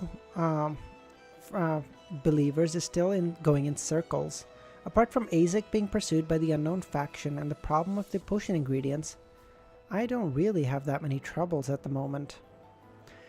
Klein leaned forward and took in a breath of air. He looked at the fog that condensed on the windows. The reason why he had risked his life to intercept the Desire Apostle was because he was afraid the other parties would have other plans and thus smoothly escape from the pursuit of the official Beyonders. At that time, he may be remembered for his crucial advice and be avenged afterwards. A cold-blooded, a devil, was unlikely to take the risk of avenging his comrades, but that didn't mean he wouldn't choose to vent his anger on someone who caused their death. Their operation was definitely necessary. Perhaps someone from the Twilight Hermit Order is receiving him. Once the Desire Apostle escapes, and with me not having any relevant information, perhaps I'll be prepared against Sequence 5, believing that I would be pretty safe once I advanced as Faceless, but the Desire Apostle might very well use the information provided by the Abyss card and the Twilight Hermit Order to advance to become a high sequence Beyonder. Such a development is quite scary if I think about it. After enjoying the night scenery for a while, he returned to the sofa and sat down to think. With the reward from the hive mind, I'll be able to afford the mutated pituitary gland and the blood of a thousand-faced hunter. The deep-sea Naga hair simply requires me to have money. Such an ingredient should be relatively simple to find on the sea. I can get the Hanged Man to help. The only problem is the human-skinned shadow characteristic. Even if there's a clue, I don't have money. I'm not a person who particularly loves money. It's just an average preference. Fucking doubt that, bro. No, in fairness, he doesn't. Money is a means to an end. He doesn't just like having it. It's like, hey, I need money to do X. He doesn't just like, oh, like I like to have 10,000 pounds because, you know, it makes me feel good or whatever. I always encouraged Melissa to spend and urged her and Benson to hire a maid. It felt that no matter what, I should try not to treat myself too bad. And every time I did a covert operation, I always tried placing safety first and made sure to be careful so that I wouldn't be affected mentally because of the allure of wealth. However, in order to take revenge, I have to advance, and advancing requires me to buy expensive Beyonder ingredients. I can only accumulate every penny and save what I can.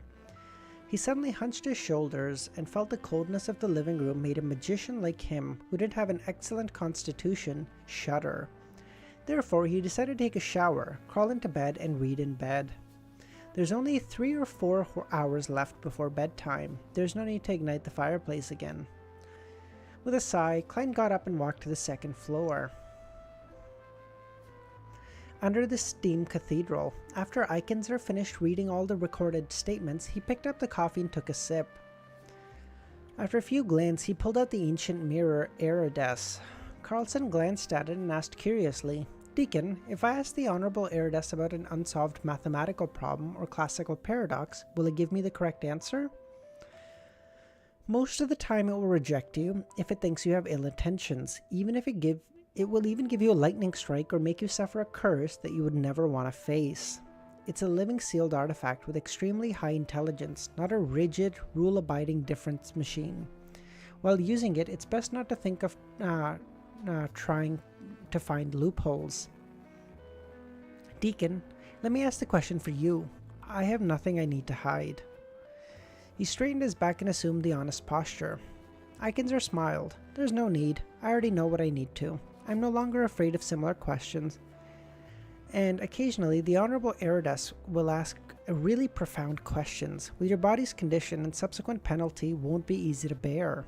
With that in mind, he clenched his fist, spread his fingers apart, and gently stroked the surface of the mirror thrice.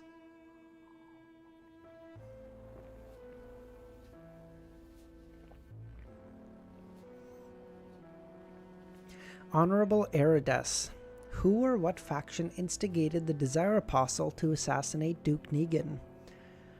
The silver mirror didn't show any changes for a while. Only after a long time did the surface produce an aqueous light, forming a scene that looked like an oil painting.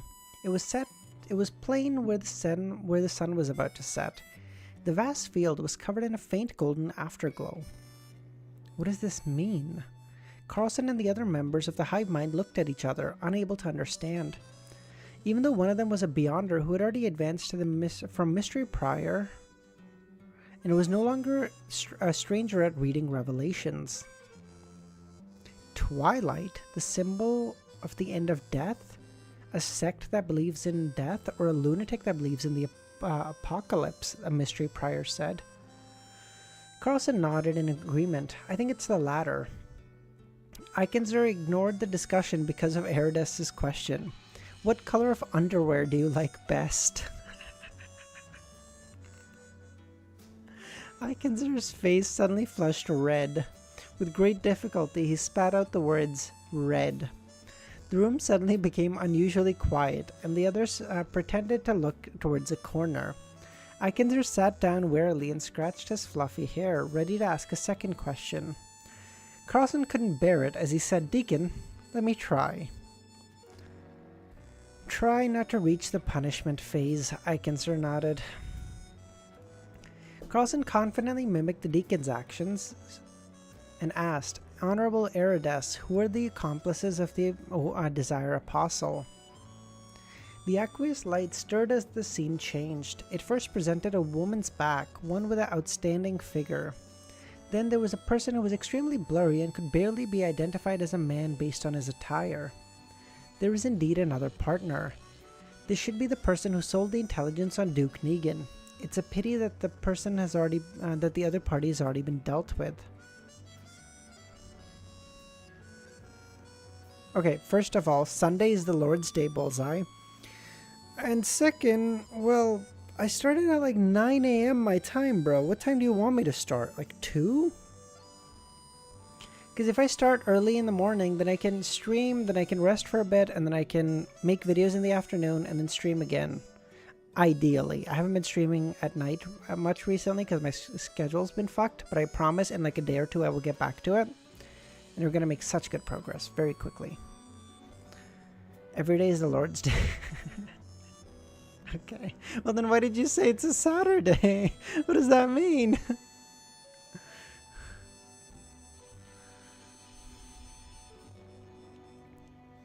This time, the choices that Erides offered was a question, a mission, or a penalty. Without any hesitation, Carlson said question. Do you relieve yourself daily with your hand? Carlson's lips quivered. Yes, he answered very quietly. Oh no! Oh no! Oh, he's never advancing. He's so cooked.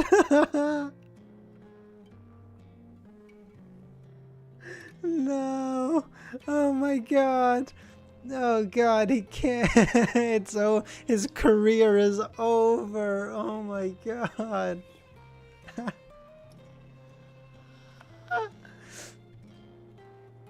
Under St. Samuel Cathedral, Daly with her blue eyeshadow tossed a stack of documents in front of the Soul Assurer Celeste. All the information you want on the tarot card case. And this was Mr. I don't have anything to hide. Okay, the truth is everyone has something to hide. Okay, let's be really clear. No one, even if you can't think of a thing, you'd like inherently, if someone could find like your most embarrassing memory, you'd be like, fuck, I like really don't want anyone to know that. You can be the most fucking straight arrow person, but fuck, dude, like, oh my god. This is, it's smaller than I thought, Celeste said.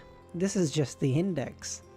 Upon seeing this, Leonard touched his lower lip with the palm of his right-gloved right hand. Bro, why you fucking... Why are you doing all this? Calm down. Captain Celeste, why don't we do a thorough investigation of the people who interacted with Jason Berrien compared to the previous 2 cases? Duke Negan is a devout believer of the Lord of Storm, and he represents the interest of the Church of Storm in a political scene. The Punishers will definitely be frantically searching for the real suspect, so we don't need to get involved. Otherwise, we'll just be put at odds. Let's investigate the cases involving the tarot cards, and who knows, we might find something. Of course, we'll end up running everywhere, but that's part and parcel for the Red Gloves. Leonard nodded. I understand. The Nighthawks have missed it just like that, and the person has the smell of the Black Emperor. The true Black Emperor. Oh, wait, sorry. Leonard nodded, I understand, and deep in his mind, the elderly voice tisked and laughed. The Nighthawks have missed it just like that. The person has the smell of the Black Emperor. The true Black Emperor. I have so many things to hide that I genuinely entertained the idea of changing my name a few times. What the fuck? Inside the Holy Wind Cathedral, wearing a black bonnet, Spellsinger of God, Ace Snake, swept his silver eyes and picked up the mandated Punisher's elite. Although I'm about to leave Backland, this is the decision of the Council of Cardinals. You only have one mission after this, to investigate the assassination of Duke Negan. After applying, all of you will have the right to use Grade 1 artifacts. Find out who's targeting us. Standing at the very front, a middle-aged man wearing a modified captain's hat immediately led the group. He clenched his fist and tapped his right chest. As you command, Your Excellence. He was lean and had no particularly outstanding features, but there was an anchor tattoo on his neck. I don't know what that means. As soon as I read captain's hat, I thought that it might be Alger, but I don't know who this is. In the Empress Borough, the opulent villa of Earl Hall, Audrey looked at Susie, who opened the door, and said, "What's Father and the others talking about?" Duke Negan was assassinated. Susie closed the door behind her with her feet. Huh? Audrey froze. Although she had already experienced an assassination attempt on Duke Negan, she never expected that this powerful noble would actually die. "It's true," Susie said. How could such a powerful noble, a person of flesh and blood, capable of speaking and laughing, the Duke who had given her a piece of land, die just like that? A Sequence 5... Who did it? Audrey asked. A Sequence 5 devil, but he has already been silenced by the so-called hero bandit Black Emperor. Huh? Audrey was stunned. How could it be that the hero bandit Black Emperor? Could it be Mr. Fool's Blessed? He helped me resolve the problem of Duke Negan's previous assassination. This is a complete contradiction. Audrey immediately told Susie to eavesdrop again while she locked the door behind her and sat at the edge of her bed, praying to the Fool.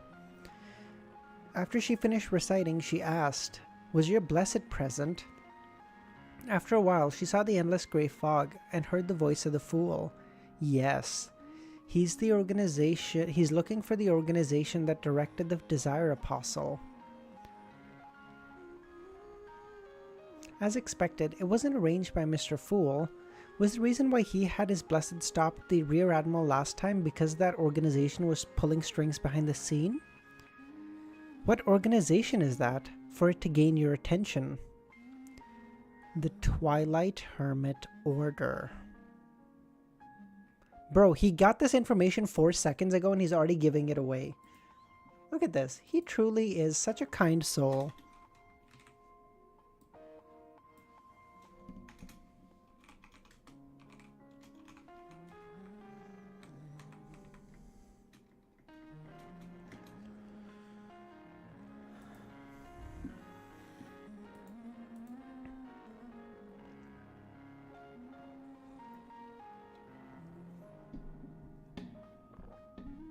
That is so hot. What the fuck?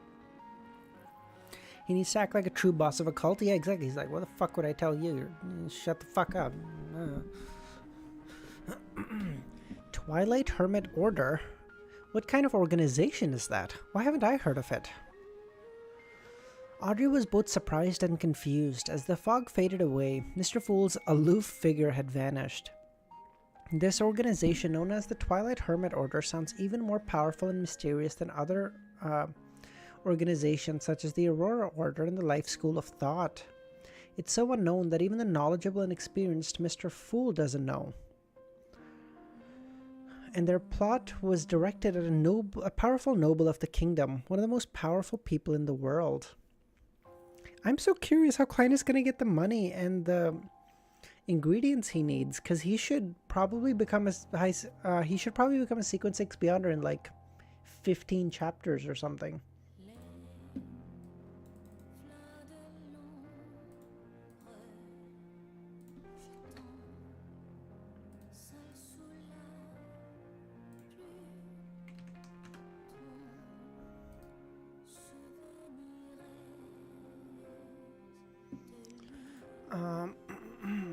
Sorry, where was I?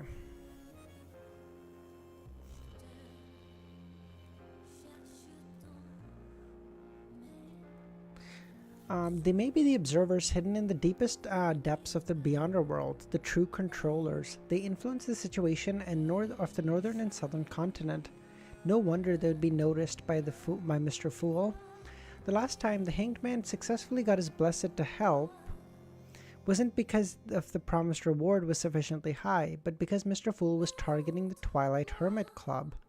This organization is as mysterious as our Tarot Club. Audrey, for some inexplicable reason, became excited, and this diluted the impact of Duke Negan's death. There definitely aren't a lot of Beyonders who know the existence of the Twilight Hermit Order, and I'm one of them. And we, the Tarot Club, are targeting them. Audrey stood up and walked towards the full-body mirror in front of her. She raised her chin slightly, showing an abnormally beautiful angle. Staring at the girl in the mirror, Audrey slowly calmed down. This was the first time that it was imperative that she quickly raise her sequence. Yes it is. Even Duke Negan, a Beyonder of tremendous protection, can be killed, let alone Father, who's just an ordinary person. Although, based on the family's vault situation, there are definitely many Beyonders in the family, and the Church of the Goddess will also add additional protection, but this doesn't ease my heart. All the best. Audrey, get to Sequence 7 as soon as possible, and then 6, and then hide in the darkness. I'll be my father, mother, and brother's last line of defense. That's so sweet. In the capital of the Rorstad Archipelago, the city of generosity, the Blue Avenger was once again passed by moored at the port, giving sailors a chance to indulge in vent. Alger Wilson changed into a robe embroidered with the storm patterns and went to the largest cathedral on the archipelago, the Cathedral of Waves.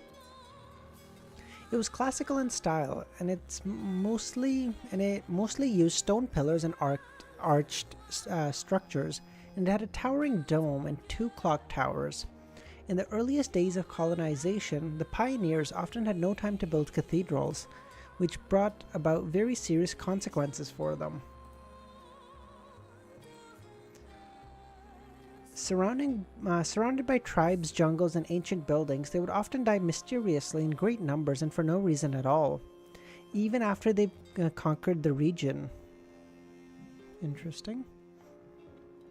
This situation, which had caused a great panic, gradually deteriorated as the cathedrals of the various churches were built, becoming something that only happened once in a while. Standing in front of the cathedral, Alger was in no hurry to enter. Instead, he looked through the narrow windows at the dark atmosphere and the warm candlelight.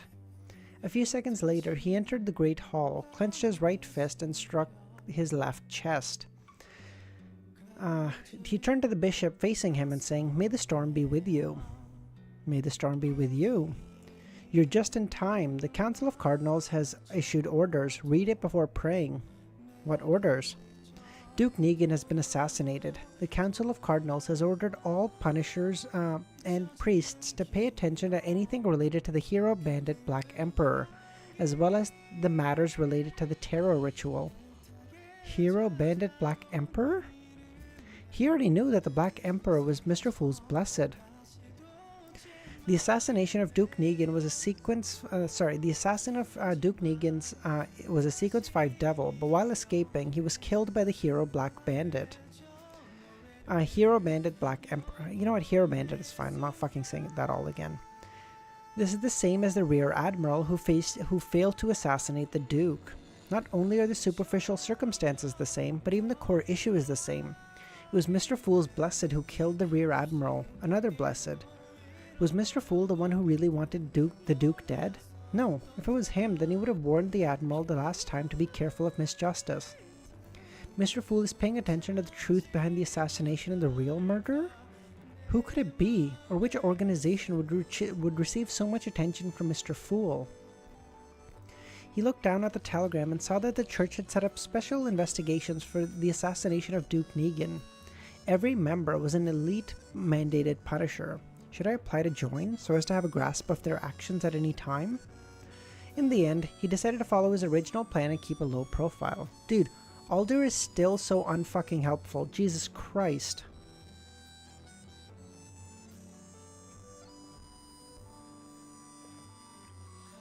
Mr. Fool having a sequence 0 subordinate? That's actually crazy. With a brand new day, Klein slept until he woke up naturally. He slowly got up, washed his face, and went downstairs. He wasn't in a hurry to prepare breakfast. He habitually opened the door and took out today's newspaper. What is it? Suddenly, he noticed that there was a thick envelope stuffed inside. It wasn't light at all.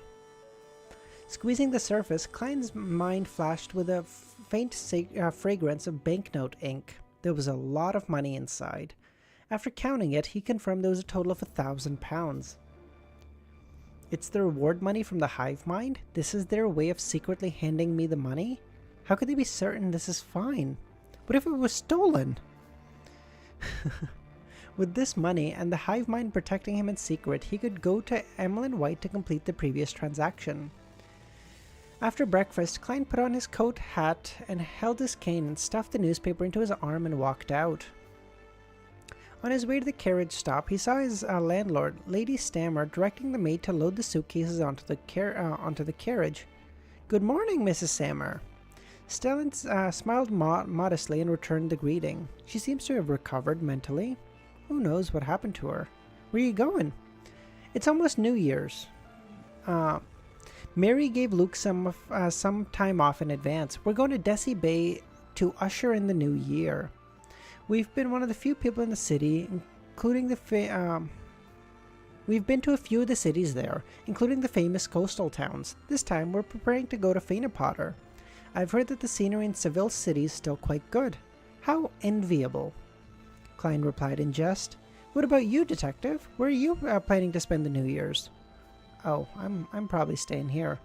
Oh right, I have to prepare some tools to repair the wall which Stuart had previously shot a hole in. Klein smirked and said, back to Midseashire, where the winter smells different.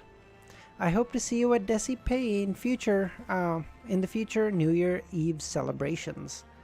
You can tell this is the last chapter because I'm starting to not be able to speak a single fucking sentence without fucking up.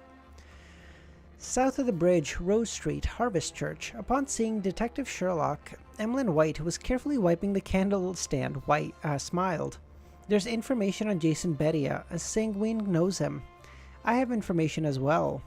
Yesterday, His Grace, the Duke Negan, was assassinated. A devil plundered the land. Beneath the title was a detailed description of the assassination yesterday, and it revealed that the murderer was a banker named Patrick Jason who was killed on the spot, and the Aurora Order claimed responsibility. When he saw the news, Klein, who was having breakfast, almost spewed out the milk in his mouth. At first, he imagined the Aurora Order was Mr. A's brain damage trying to take responsibility. But after thinking, he realized it was likely a cover used by the officials. If the Twilight Hermit Order is really an ancient organization which Roselle joined, then they would be extremely hostile towards the Aurora Order. After all, they hate the true creator. Emmeline looked blankly at the newspaper and said in disbelief, does this mean the information I got is useless? In theory. However, the official organizations are still investigating the masterminds behind Jason Bedia. If your information points in the right direction, it may be of worth. As for Klein himself, he obviously didn't want to get involved with this anymore. No, he only knew Jason Bedia and some of his hobbies, Emmeline sighed. Don't you read the newspaper? Klein asked in amusement. Bro insulting my homies again? Kind of deserved though, no? They didn't do this, true, but they do a lot of dumb shit. How did you only learn of such an important matter now? Why should I read the newspaper? I'm very busy. Busy cleaning the harvest church and spending money and busy spending time with those dolls you have at home. You really are a new age vampire. He didn't tease Emlyn and said, I've already gathered enough money for those 2 ingredients. When can you give them to me? 4:30. All done.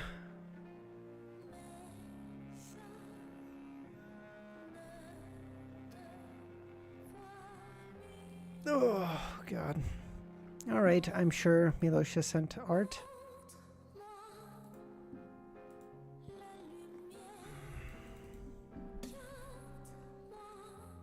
Wait, no art today. Whoa. Alright. Okay.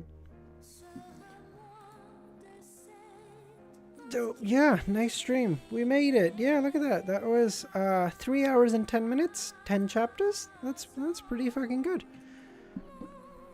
Really 3 hours on the dot because the first 10-15 minutes we no armor. No, it's all good. You guys can send it. I will check it out at the start of next stream. I saw Easy said, whoa. Okay, never mind. Okay, fucking just right on cue.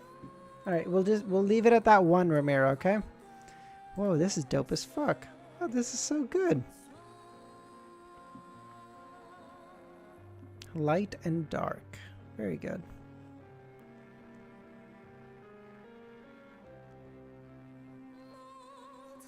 Oh, that's so good. Dude, dude, who is this artist? This is so fucking good. This is so hard.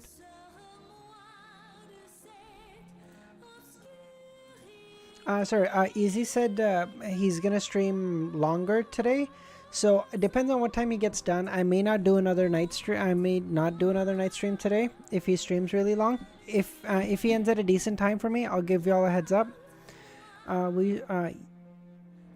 I'll give you guys a heads up if I'm gonna do a night stream. For the moment, we'll assume no night stream today. But if that changes, I'll give you guys a heads up.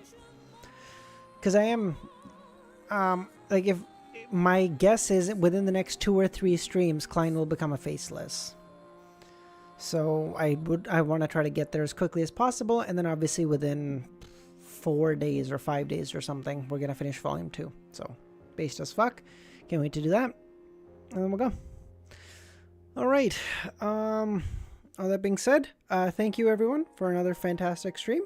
Have a great rest of your weekend, and I hope to see you soon. Thanks so much, guys. 440, lots of lore. Okay.